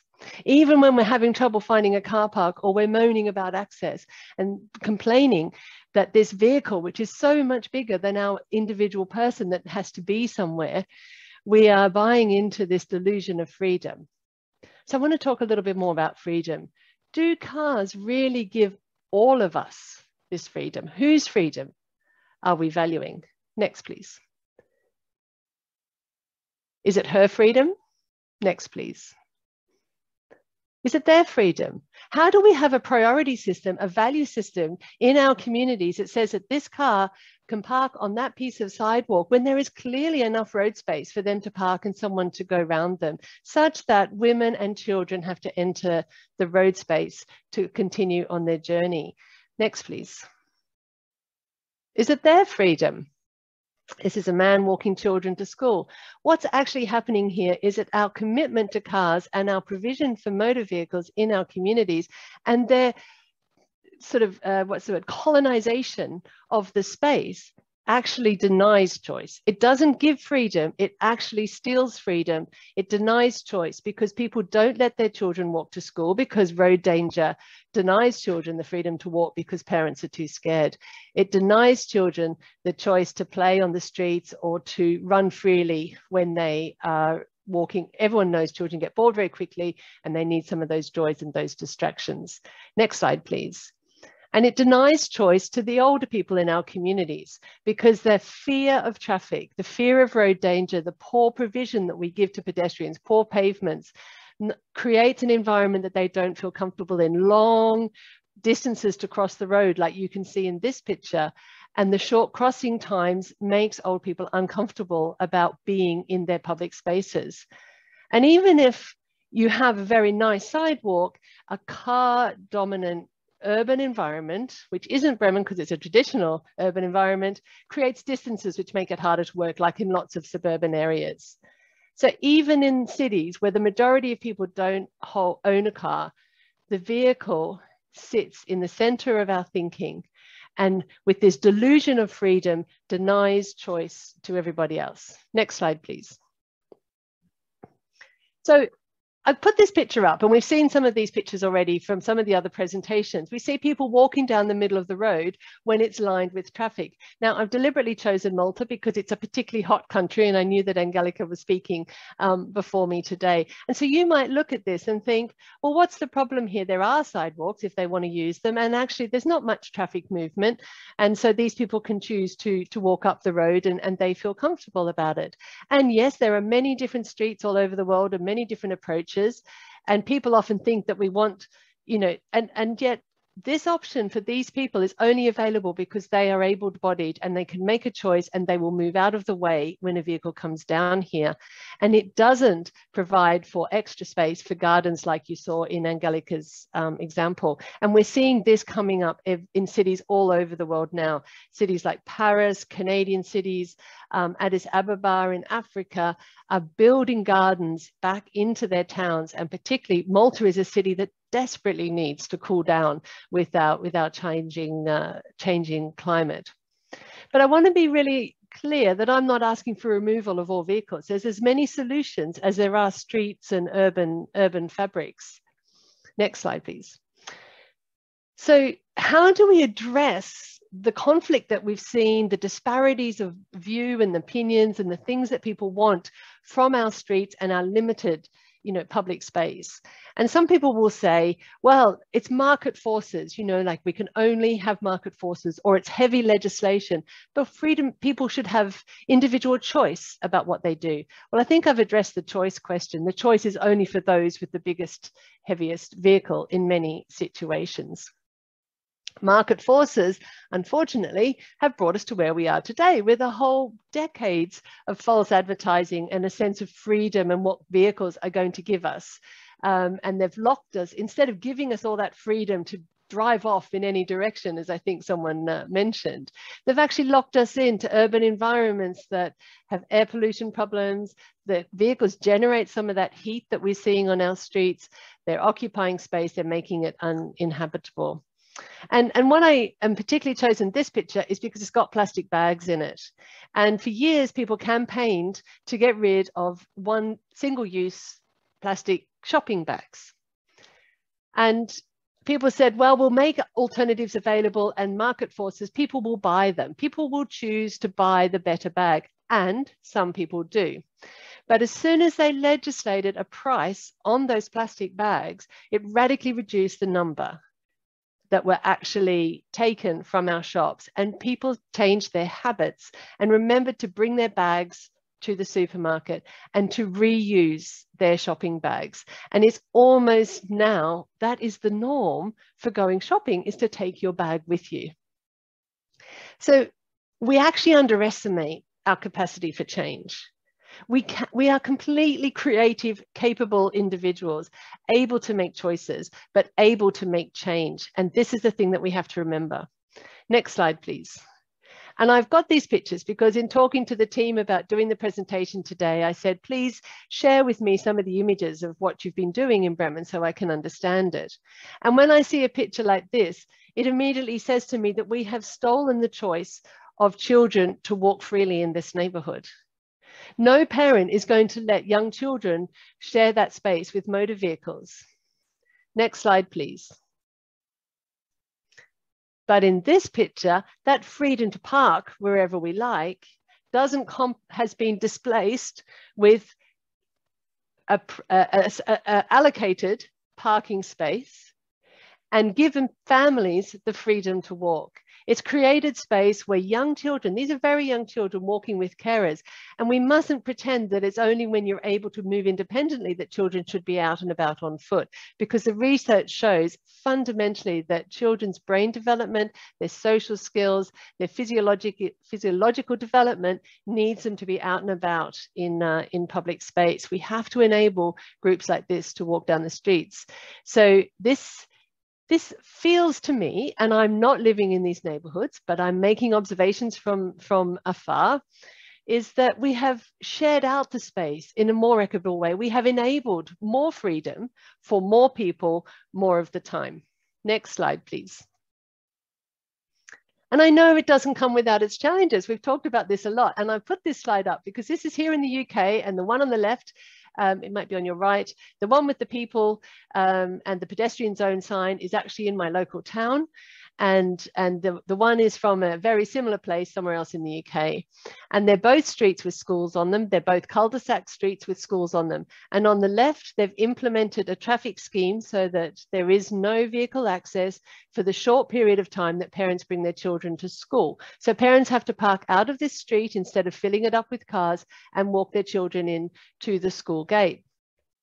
So they are the people in that picture standing socially distant apart are protesting the introduction of a scheme to reduce the vehicle congestion in their streets for a short period of time every day, and demanding that they get their freedom back to have everybody coming and going when they like. The people with the wheelie bins are demanding that the council close the street to that traffic and enable them to stop being congested in that road because they can't leave their houses because people are parked in their driveways. So this is where, as politicians, people get really caught out because you've got one voice saying, we can't get into our driveways because of all the parked cars, and the other voice saying, we can't get out of our driveways because the scheme doesn't allow people to move on the street during these hours. Now that's a false representation. You are actually allowed to enter the street if you're a local resident, and you are allowed to have medical support visit you in that time as well. But the sense, what's happening here is that people feel that something has been taken away from them. They feel that they are being denied the freedom that I talked about at the beginning of this presentation. And what the council is trying to do in the situation with providing a timed pedestrian zone is balance these different demands and these different needs on the space for the best freedom or the best impact for everybody who needs to occupy that space, whether accessing the school or accessing the residents' homes. So we recognize the difficulties of this, but we have to get a grip on this, on the priorities that we're doing. So just quickly, I want to talk about some cities from around the world. Next slide, please. We've heard lots about tactical urbanism from Vienna. This is in New York. It's on a weekend, obviously, because that's when they can do ciclovias and car-free streets. And so it's a weekend special. Putting livability into our streets is a weekend special. Next slide, please. But this is a picture from Moscow, and actually I'll put the website for this in the chat afterwards, but it's a map where you can look at all the streets of Moscow where they've made these changes, and they give you these before and after pictures. So the before picture you will see looks a lot like that street in Malta or a lot like that street in New York, and the after picture is what they've now done. Now vehicles still have access down this street, but there is now space for those children to spend time and play, and for people to move freely in other modes other than a motor vehicle. And another thing around freedom I didn't mention earlier is that if we only restrict movement in our cities to people who can drive a car, we're also restricting the movement of people who need someone to drive them in the car, like those people with a disability. And in this way, when you increase walkability and livability in our communities, it actually frees up car drivers to not have to be taxi drivers as well. Next slide, please. This is a picture from London. It's just illustrative. But what I really like about this is you look at this and you could go, oh, and people, I've heard this, I've been in lots of workshops. Where do the cars go? What's happened to them? Have they just evaporated? And we've heard from Angelica that they do evaporate. People stop investing in cars. But on my local street, 1 household, 2 drivers, 4 cars. 1 household, 1 man, 3 cars. Now, if we're talking about fairness and limited public space, we have to rethink and we have to challenge some of these assumptions that we can just freely be in, leave our personal possessions, which is what a car is, lying around in the streets for as long as we like until we need them next time. And when we start thinking about the impact of COVID on our lifestyles, a lot of the research is showing that businesses are shifting people into working from home environments. And if you are working from home, you need your immediate environment to be nicer and more accessible so that when you have a break from work, you can go out and you can benefit from that immediate environment. You're not traveling into the city anymore. You don't necessarily have municipal parks close by. Our streets are that public space and that opportunity. And the vehicles are still there. They're not gone altogether, just like in Bremen, but it's we haven't distorted our priorities anymore.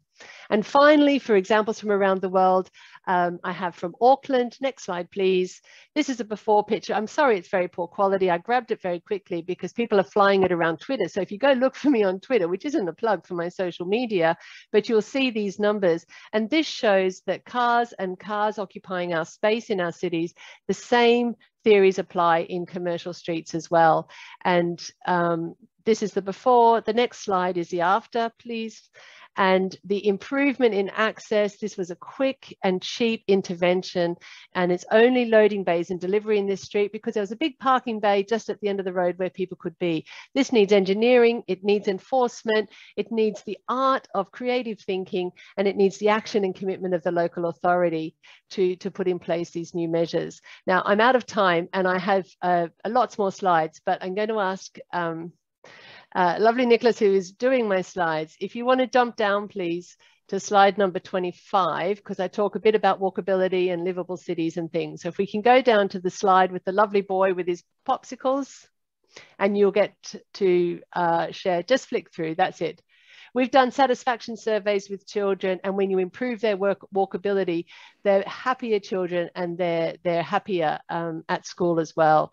And so just moving to the second to last slide, one of the lessons we learned with COVID was that we have to embed the changes that we want in the good governance and the way that we run our cities. And I think the co-creation process, it's always challenging, but if we can undertake that, then we can start to share those learnings even more broadly than we've done today. And it's a great opportunity. And we've got a website coming soon where some more and more of these examples will be available for you to learn from. So the final slide is just to say thank you very much for having me. Our streets are our most precious resource after our children, and we must make the best use of them so that our children can be the happiest with the most options that we can give them. Thank you very much. Thank you very much indeed, Bronwyn. Again, super informative and inspirational. Brilliant. I'm sure I would even enjoy the other slides that you had to skip because of time. They can be shared in a slide deck. You know, I can share that with people. It's just more about, you know, processes and what walkability means, but it's not the key point. All right. Okay, great. And I see in the meantime, our guest from Brussels has arrived, Bart Dont. I know you were in an important meeting and you were not stuck in traffic, which was an hypothesis I stated before. So we shifted you, as you obviously noticed. I'm just looking at the clock. We have our event until 5 o'clock. We want a bit of discussion beforehand. There are some questions to Bronwyn, but I suggest now that we go straight to Bart's presentation. And I think you were scheduled for 20 minutes. So if you could stick to that, then we should have time for discussion. And maybe Bronwyn would take some questions for you as well then in the final round. Is that okay? For me, it's perfect. I'll quickly then share my presentation. Super. I had, it's too long, but it's a lot of pictures as well. So I hope it will work.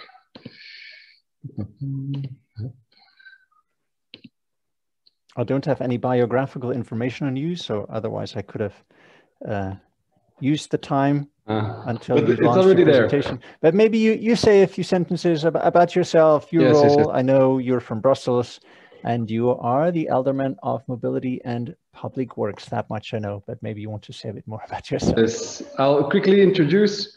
This is a picture of, it's a render actually, but now 1 week ago, it's very in the city center of Brussels, where we created a big pedestrian zone. And this is a render. I should have took a picture. I could have took a picture today because the fountain, it's now almost in action. The terraces are already there, but the fountain, it's always a bit difficult for fountains to get in operation. But so this is a render of 8 years ago, and after 8 years, we're finalizing finally this new pedestrian zone. A few words about Brussels. I'll quickly introduce you, give you a bit of a context. So Brussels is a region with 1.2 million inhabitants, and it has a regional government.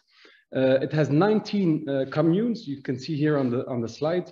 And I am responsible, I'm Alderman of Mobility in the city of Brussels. So this is one of the 19 communes of the region, the Brussels region. Why am I telling it? Because it's important that if you talk about mobility, of course, roads don't stop at a border of a city, of a commune. Of course, it's very important that me in my situation, I work together with the regional government and also with my different neighbors, commune neighbors and aldermen who have the responsibility of mobility. And so here, I don't know if the people are present know Brussels a little bit, but you have the NATO here in the north. You have the city center, as I showed you the render, is here the new pedestrian zone. Here, there's the European quarter. Maybe you have been there before. The Atomium, our national pride. And here in the south, I'll be briefly mentioning that as well. It's the Bois de la Cambre. It's a big forest, used to be a transit axe, and now it's again a green area where a lot of people come to enjoy a green space. Me, I am Bart Hont, Alderman in charge of mobility, public works and parking. I'm with the Green Party, and in Brussels there is a coalition of socialists and Greens, and also the same coalition is on a regional level, and that does facilitate working on mobility issues when the different levels of government are aligned in vision, of course. Now, what is our vision on mobility? I briefly heard some phrases of the former speaker, Bronwyn Thornton, and I hope she will recognize some elements in the vision that we of the city of Brussels are trying to implement. We have the regional government has a mobility plan. It's called Good Move, and one of the principles of Good Move is we call it the STOP principle. It's an acronym saying everybody can choose the way he or she moves around in the city, but what we will do is hierarchize. Firstly, we will look at the pedestrians and specifically people with who are less able, who have a difficulty of moving around. Then we'll look at cyclists, then public transport, and latest in line is people who move around by car. And this hierarchy is something really important. It's if you have to make choices around scarce public space, this principle is guiding us in these different choices. First, I'll talk about COVID crisis, some measures we took. Then talk about more generally the policies we are implementing. I'll talk about how we try to create livable neighborhoods and also our bike plan. And then I'll zoom in on the pedestrian zone, because that was a specific question that I was asked to give some more information on. And I'll also check the clock. So what we did is when there was the COVID crisis, people had to stay at home. But at one point, they were able again, or they were allowed again, to go back to work, to go back out. And what we did, we were scared that people would have bad habits is a bit of a negative way of saying it. But we want to stimulate people of thinking about how they move around in the city, and want to give a positive sign to all the people who were thinking about, okay, maybe the bike is something for me. And so the regional government, together with the local governments, rolled out this plan of 40 kilometers extra bike lanes. And actually, after 1 year, I can say that there were even more than 40 kilometers of new bike lanes that were created. Of course, we're talking here about markings, and we don't talk about separate biking lanes, because for that you need permits, etc. But we were able to have to boost infrastructure, and also to give the signal to people who are hesitant, because in Brussels we do have a lot of work to do to create safe streets and safe infrastructure for cyclists. And so we were able to give this positive signal, and also to encourage people who are thinking about riding about, or who were doing their first tryouts, showing them that we care and we want to create a good environment for them to bike. This is an example.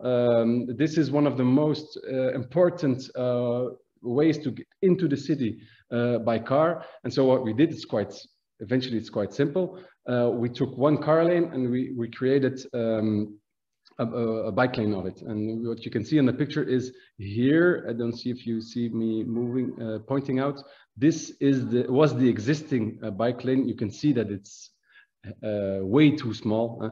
It's also, of course, it's a big access to come into by car, but also by bike.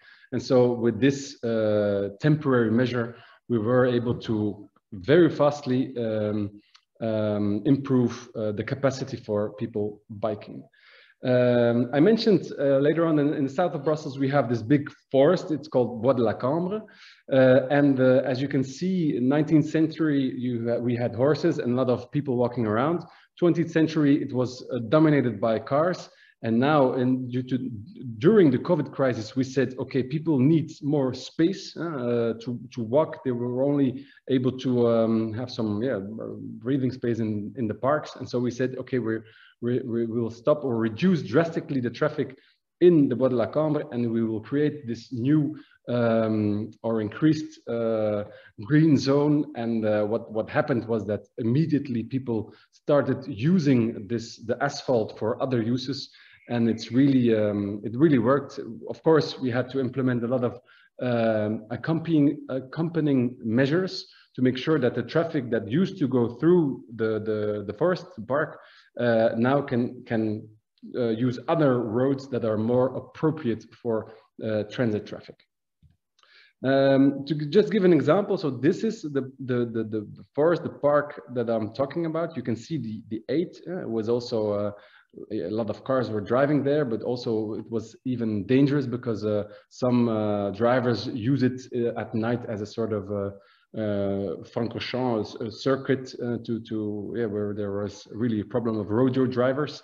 And so you see that we created, this is a commune, one of the smallest communes of Brussels. So the space we created is enormous, and 70% of the roads you see are now completely pedestrian. And last week we created a new skate park there on the asphalt, and so it's really nice image to see that the asphalt can be used for other means, not just cars, but really as a destination, streets as a destination, not just as places to go through. Other things we did is during the COVID crisis, we had to create space and to give space to people walking around, but being able to have these safe distances, create the physical distances. And that's why we created the shared space of the whole of the city center. Instead, only the blue lines you see, these axes, they were limited that cars could drive 30 kilometers an hour. The white streets you see, these are all shared space zones where the priority is to the pedestrian. And the yellow zones you see, these are complete pedestrian zones. And so we wanted also here to give the signal that moving actively is highly stimulated.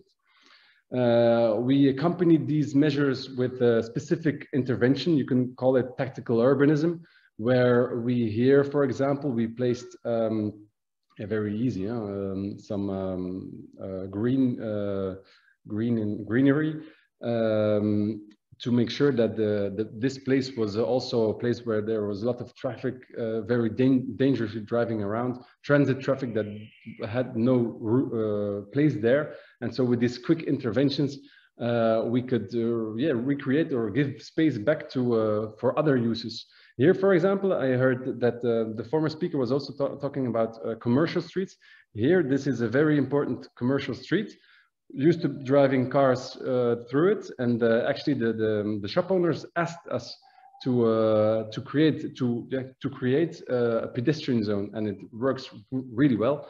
And also the shop owners are quite happy with it. So you see this mentality is changing, because the pedestrian zone that I'll be talking about later on, it was highly contested, highly fighted as well, especially by shop owners who were afraid that people wouldn't come anymore to the city center.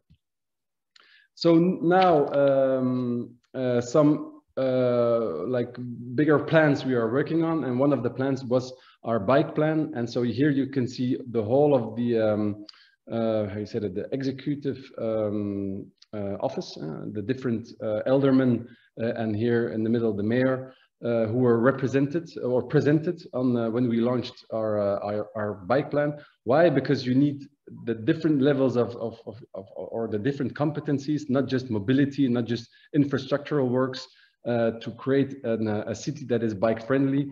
You need the element responsible for education, because in education we have different programs learning kids how to ride a bike.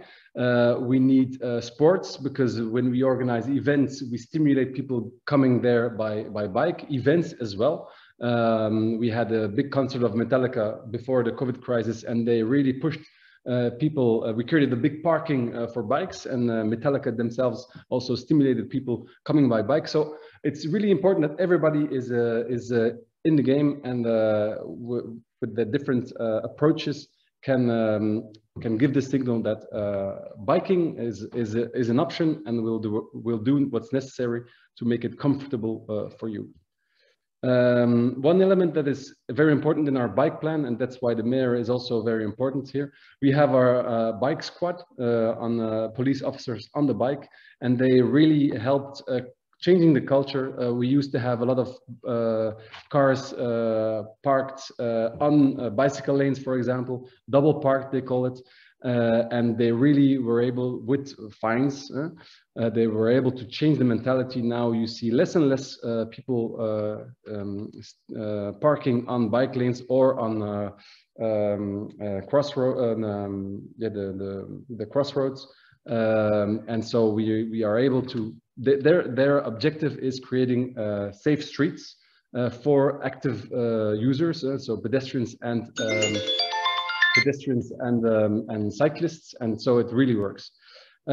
We've seen in the numbers the effects of all our measures, and so we had an increase of cyclists last year. In 2020 there were 70% more cyclists. In September we did a count, and there we had the 78% more people who were biking in Brussels, and it's all the numbers are pointing that there is a really an increase in people biking around. So these are different measures we took. Both streets were you had 2 car lanes, and what we did is we changed the profile and we added bicycle lanes. Also, infrastructure is very important. That we have to charge my my computer. It's very important that we create safe places to be able to park your bike, and also be able to. We want that everybody can use a bike, so we created this brocantes where people can sell their second-hand bikes. So markets where you can buy a bike at a lower price. And so different streets that we are reorganizing, redoing actually, and integrating the bike element, integrating bicycle lanes in a durable manner. One more word before I go to the pedestrian zone is that we're actually working now on a new traffic scheme, reducing transit traffic in the city center. And that will increase also other users. So it will increase pedestrians, it will increase people biking around. And our objective is reducing the model split. Now, if we do nothing, 33% of people moving around is by car, and we want to reduce that to 24%. I'll quickly now, I'll shift these because now I'll tell you a bit more about the pedestrian zone. So a bit of a history. In Brussels in the late 50s, 60s, everything was car oriented. And only around the 80s, people were thinking about, okay, maybe that's not the way forward. We had here the Grand Place, where there was a parking, and then people started thinking about, okay, maybe we have to change the way we use our city center. And so in 2003, there were the first plans of creating pedestrian zones. Firstly, it was here at the City Hall, where there was the first pedestrian zone in the city of Brussels. 2009, it was extended. And in 2012, there was a big movement, and you see it here. This is the same render I showed you in the beginning of the presentation.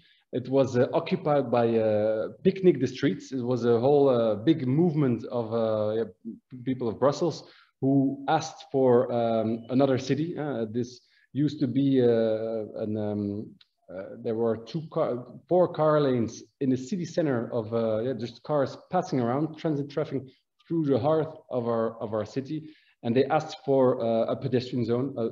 So you see, they wanted there where they were picnicking, that there weren't cars anymore driving around. And so the previous local government, they decided then in 2014 and 15 to create a very big pedestrian zone. I'll show you the card. And so all the cars were removed from the city center and started a whole renovation plan that is now being finalized. So it took a lot of time, but it was a very big project and with enormous impact. So the traffic scheme as well had to be adapted, of course, to be able to organize this big pedestrian zone in the heart of the city. Buses need to be buses had to adapt their routes, etc. I won't go into the detail of it. There were a lot of this is maybe what's very important. This was the before, and this is what's happening now. And what is very positive about the change we did is that people were afraid that people wouldn't be coming anymore to the city center. But what we see is that it's actually creating space for pedestrians, and pedestrians will immediately occupy that place. And so it really works really well. I'll show you just some numbers of the change in pedestrians and etc. in the city center. This is the whole zone. I don't have an I think it's about it's more than 1 kilometer of space that is completely pedestrian, and it is also now redone. So a whole new public space that is created with more trees, more green space, and also place for terraces, etc. in the city center. Even here, actually, we modified. These were the original plans, and we saw that cars were still allowed to drive here. But actually, we changed this there were damages done by the cars to the surface. My time is almost up. And so we actually closed down this part and we planted trees instead. And so this is actually something we added to the project with no contestation at all. So we were quite happy to be able to improve even more this project. And so I won't go into the details. So this is the pedestrian zone, some pictures of it. And maybe just to close off this, so you can see here that increase of pedestrians, they more than doubled, but this is only 2015. Also bikers doubled, and now it's even more. So we can see that, if you look at the frequency, people coming to the city center, that the new zone made more people come to the city center than before. And I think I'll close off here because maybe there are questions that I'll be glad to answer. Thank you very much indeed, Bart. Again, inspirational, informative, maybe even provocative for some people, but it seems that there's already signs of success and approval by the public.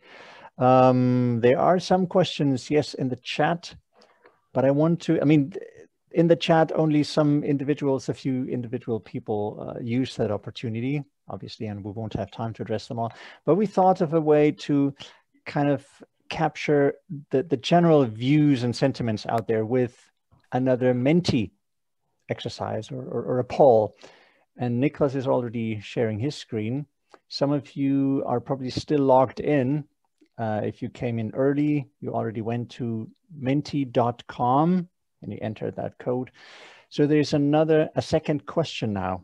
You will remember first we asked you which organization you represent.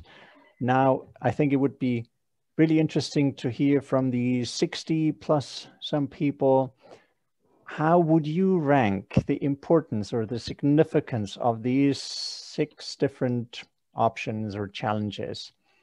You should be able to see a slider on your screen. And if you grab this slider and you move it to the position number 1, this then indicates that you personally think the particular issue in question is of very low importance or significance. If you drag your slider to the position number 5, by that you then indicate that you consider the issue a question as particularly significant. So you see live on the screen the spectrum of opinions out there, and I think that's really interesting. By now we have, I don't see the number of people who casted their vote already because there's the video picture covering that. Now I see that 16 people have cast their vote, maybe a little bit more time to get a bit more broader view. The winner currently is walkability. And clearly almost all the issues are considered of high importance. Car parking, a bit less, still above half. 27 people voted. Maybe a few more. Can we top the number 30? That would be half of the participants. It will probably, I would guess, not change the overall picture that we see. 29, one more.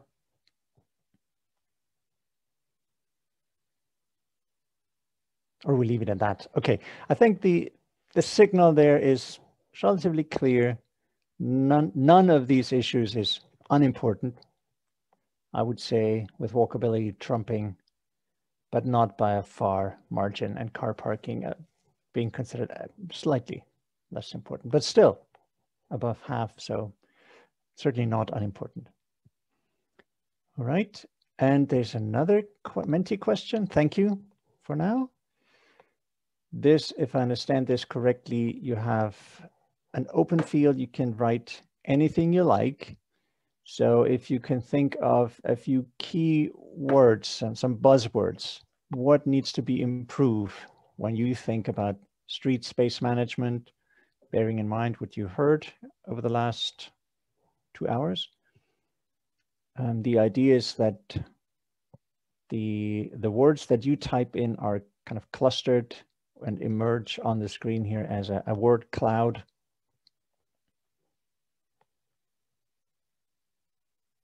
Okay. 5 people submitted something. It's very dynamic, sometimes difficult to keep the overview, but I think that at a certain point, the Menti actually represents the number of buzzwords. So if a certain buzzword is mentioned several times, then this word appears in bigger letters. That would mean several people think that fewer cars is something that needs to be improved at a high priority. Car parking. Green is big. Understanding of others. Flächenverteilung, German, so the distribution of space.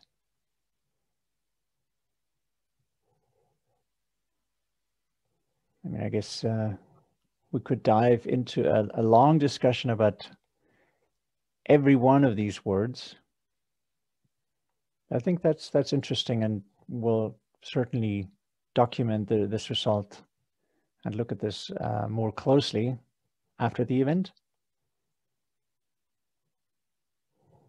We're at 28 responses now. Maybe we crack the 30, number 30 this time.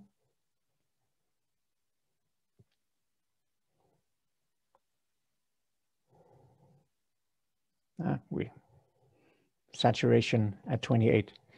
Okay, well, thank you very much. I think that's an interesting way of also collecting opinions at a kind of broader scale. And now we have another, I would say 10 minutes is fine. Then we exceed our limit, 5 p.m. just a little bit. First of all, maybe of general interest, you might want to know that all slides will be uploaded to the Sunrise website. So that's something I think Niklas posted. Someone else invited you to a conference on walking in Austria in October. So maybe you're interested in that. And Bronwyn pasted a link to the map of Moscow, which she mentioned, and some of you might be interested in that as well. Okay. If my recollection of the discussion in the comment section is correct, then I think the first one was someone asking about the response of the car lobby to the changes, the pedestrian-dominated measures in Brussels. Can you say a few words about that? That's clearly a question to Bart. There was a very big opposition to the plans of the car lobby, and also a lot of shop owners who were, as I said, quite afraid of these measures. But as we see now, everybody has to agree that it's an enormous improvement for the city. We also see that the big companies are now planning to install their head offices in the city center, and even sometimes in the pedestrian zone.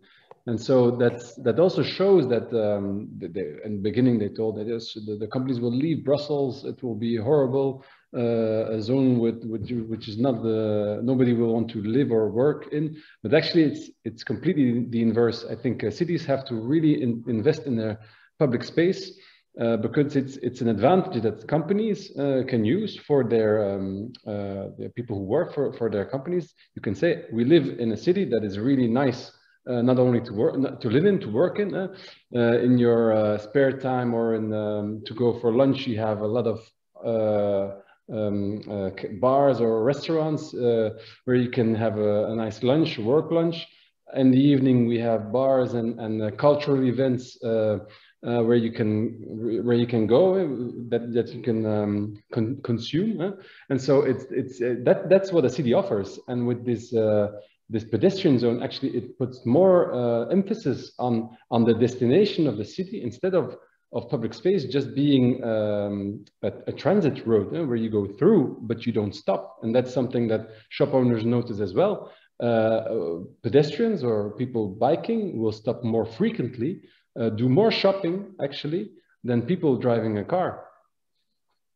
Okay. So now, if you ask now, I don't believe that the car lobby would dare to say that it's a bad project. Okay. But you would have to ask them. Okay. We didn't ask them. Yeah. I mean, somebody already, you already addressed another question, which was again about the reaction by shopkeepers. You mentioned that. And another question, if I understand it correctly, is about the, you said that Corona related, you introduced some temporary measures. To what degree will they really be temporary? And to what degree will they be transformed into permanent measures? That's how I understand one of these questions. The bike lanes, what I talked about, the 40 kilometers, they are now being, how you said, the regional government is working on new permits to make them permanent. What we did on the local level, we didn't create temporary bike lanes. We just speeded up the process. And so we created new bike lanes that will be permanent. We did some interventions. You see the green spaces we did. These are also, they were temporary measures that we have evaluated 1 year later and now decided to keep them. So several of these temporary measures are now, we keep them because we were able to evaluate that it's quite well accepted by the people who live there and the people who work or the shop owners in the area. Not everybody is always happy, or not everybody agrees, but we found that there is a big majority to keep these measures. Okay, interesting. There was also a question about parking. I think I can get into that because it's important also for the shop owners. Here in the city of Brussels, we have so the pedestrian zone reduced number of park spaces, around 400 places were reduced.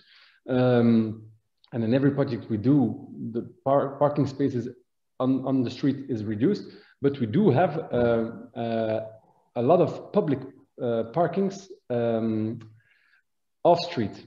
And so it's around 13,000 of parking spaces off street that exist. And that's quite a lot. And so for shop owners, it's important that people find their way to a parking space. And so that's something we address and we work on a bit better signalization. And so people that easily find their way are directed to a parking, public parking off street. And so that is something also that is, that's a question that we get a lot of shop owners. Okay, you reduce space for cars, but how will people come to my shop? Also, the question of good deliveries is also very important. So we create a lot of spaces where the goods can be delivered or picked up by people who come to buy something or to deliver for shops, etc. So that's very important to keep in mind. I mean, this sounds all very like a thorough planning approach, a rational planning approach. But I wanted to, and maybe that's a link to Bronwyn's presentation also, the emotional side of things. And I dare to challenge you, Bronwyn, about the similarity between plastic bags and cars, because the dissimilarity there is, I think, people are not typically emotionally attached to plastic bags, whereas for cars, clearly people are, and it's a status symbol and so forth. And the other dissimilarity, which is probably important, is that the impact of plastic bags is not predominantly felt by children, older people, disabled people. So I think there are some, I like metaphors and similarities, but I think this is where maybe we have to differentiate a little bit. Okay, I mean, I'm not drawing a direct parallel between a person's relationship with their plastic shopping bag and their car. I'm drawing a parallel between the fact that things can change, they can change en masse, and that we can't just rely on hope and good wishes and individual choice for that, or market forces for that to eventually happen, but that it's a combination of legislation, government framing and intervention, and the evolution of an understanding around the impact of what we're using to illustrate the fact that people can change their habits and they can adopt new approaches, but that there's no singular avenue for achieving that. Okay. Yeah. Thank you. Looking at the chat again. You posted something about your new tool. That's super interesting, and thank you for that. Yeah, I was just answering some of the questions as I went down, so we didn't have to pick them up. Yes. Question. Are these measures, and I think that goes to Brussels, maybe also to Vienna, I don't know. Are these measures possible without moving public transport into the underground? I mean, space related. I mean, the surface space is limited, clearly. Does that mean inevitably you have to go underground with some of these public infrastructure? Who goes first? I'll go first then. I think we are lucky in Brussels. We have it's called a pre-metro in the city center, but we still have buses on the surface.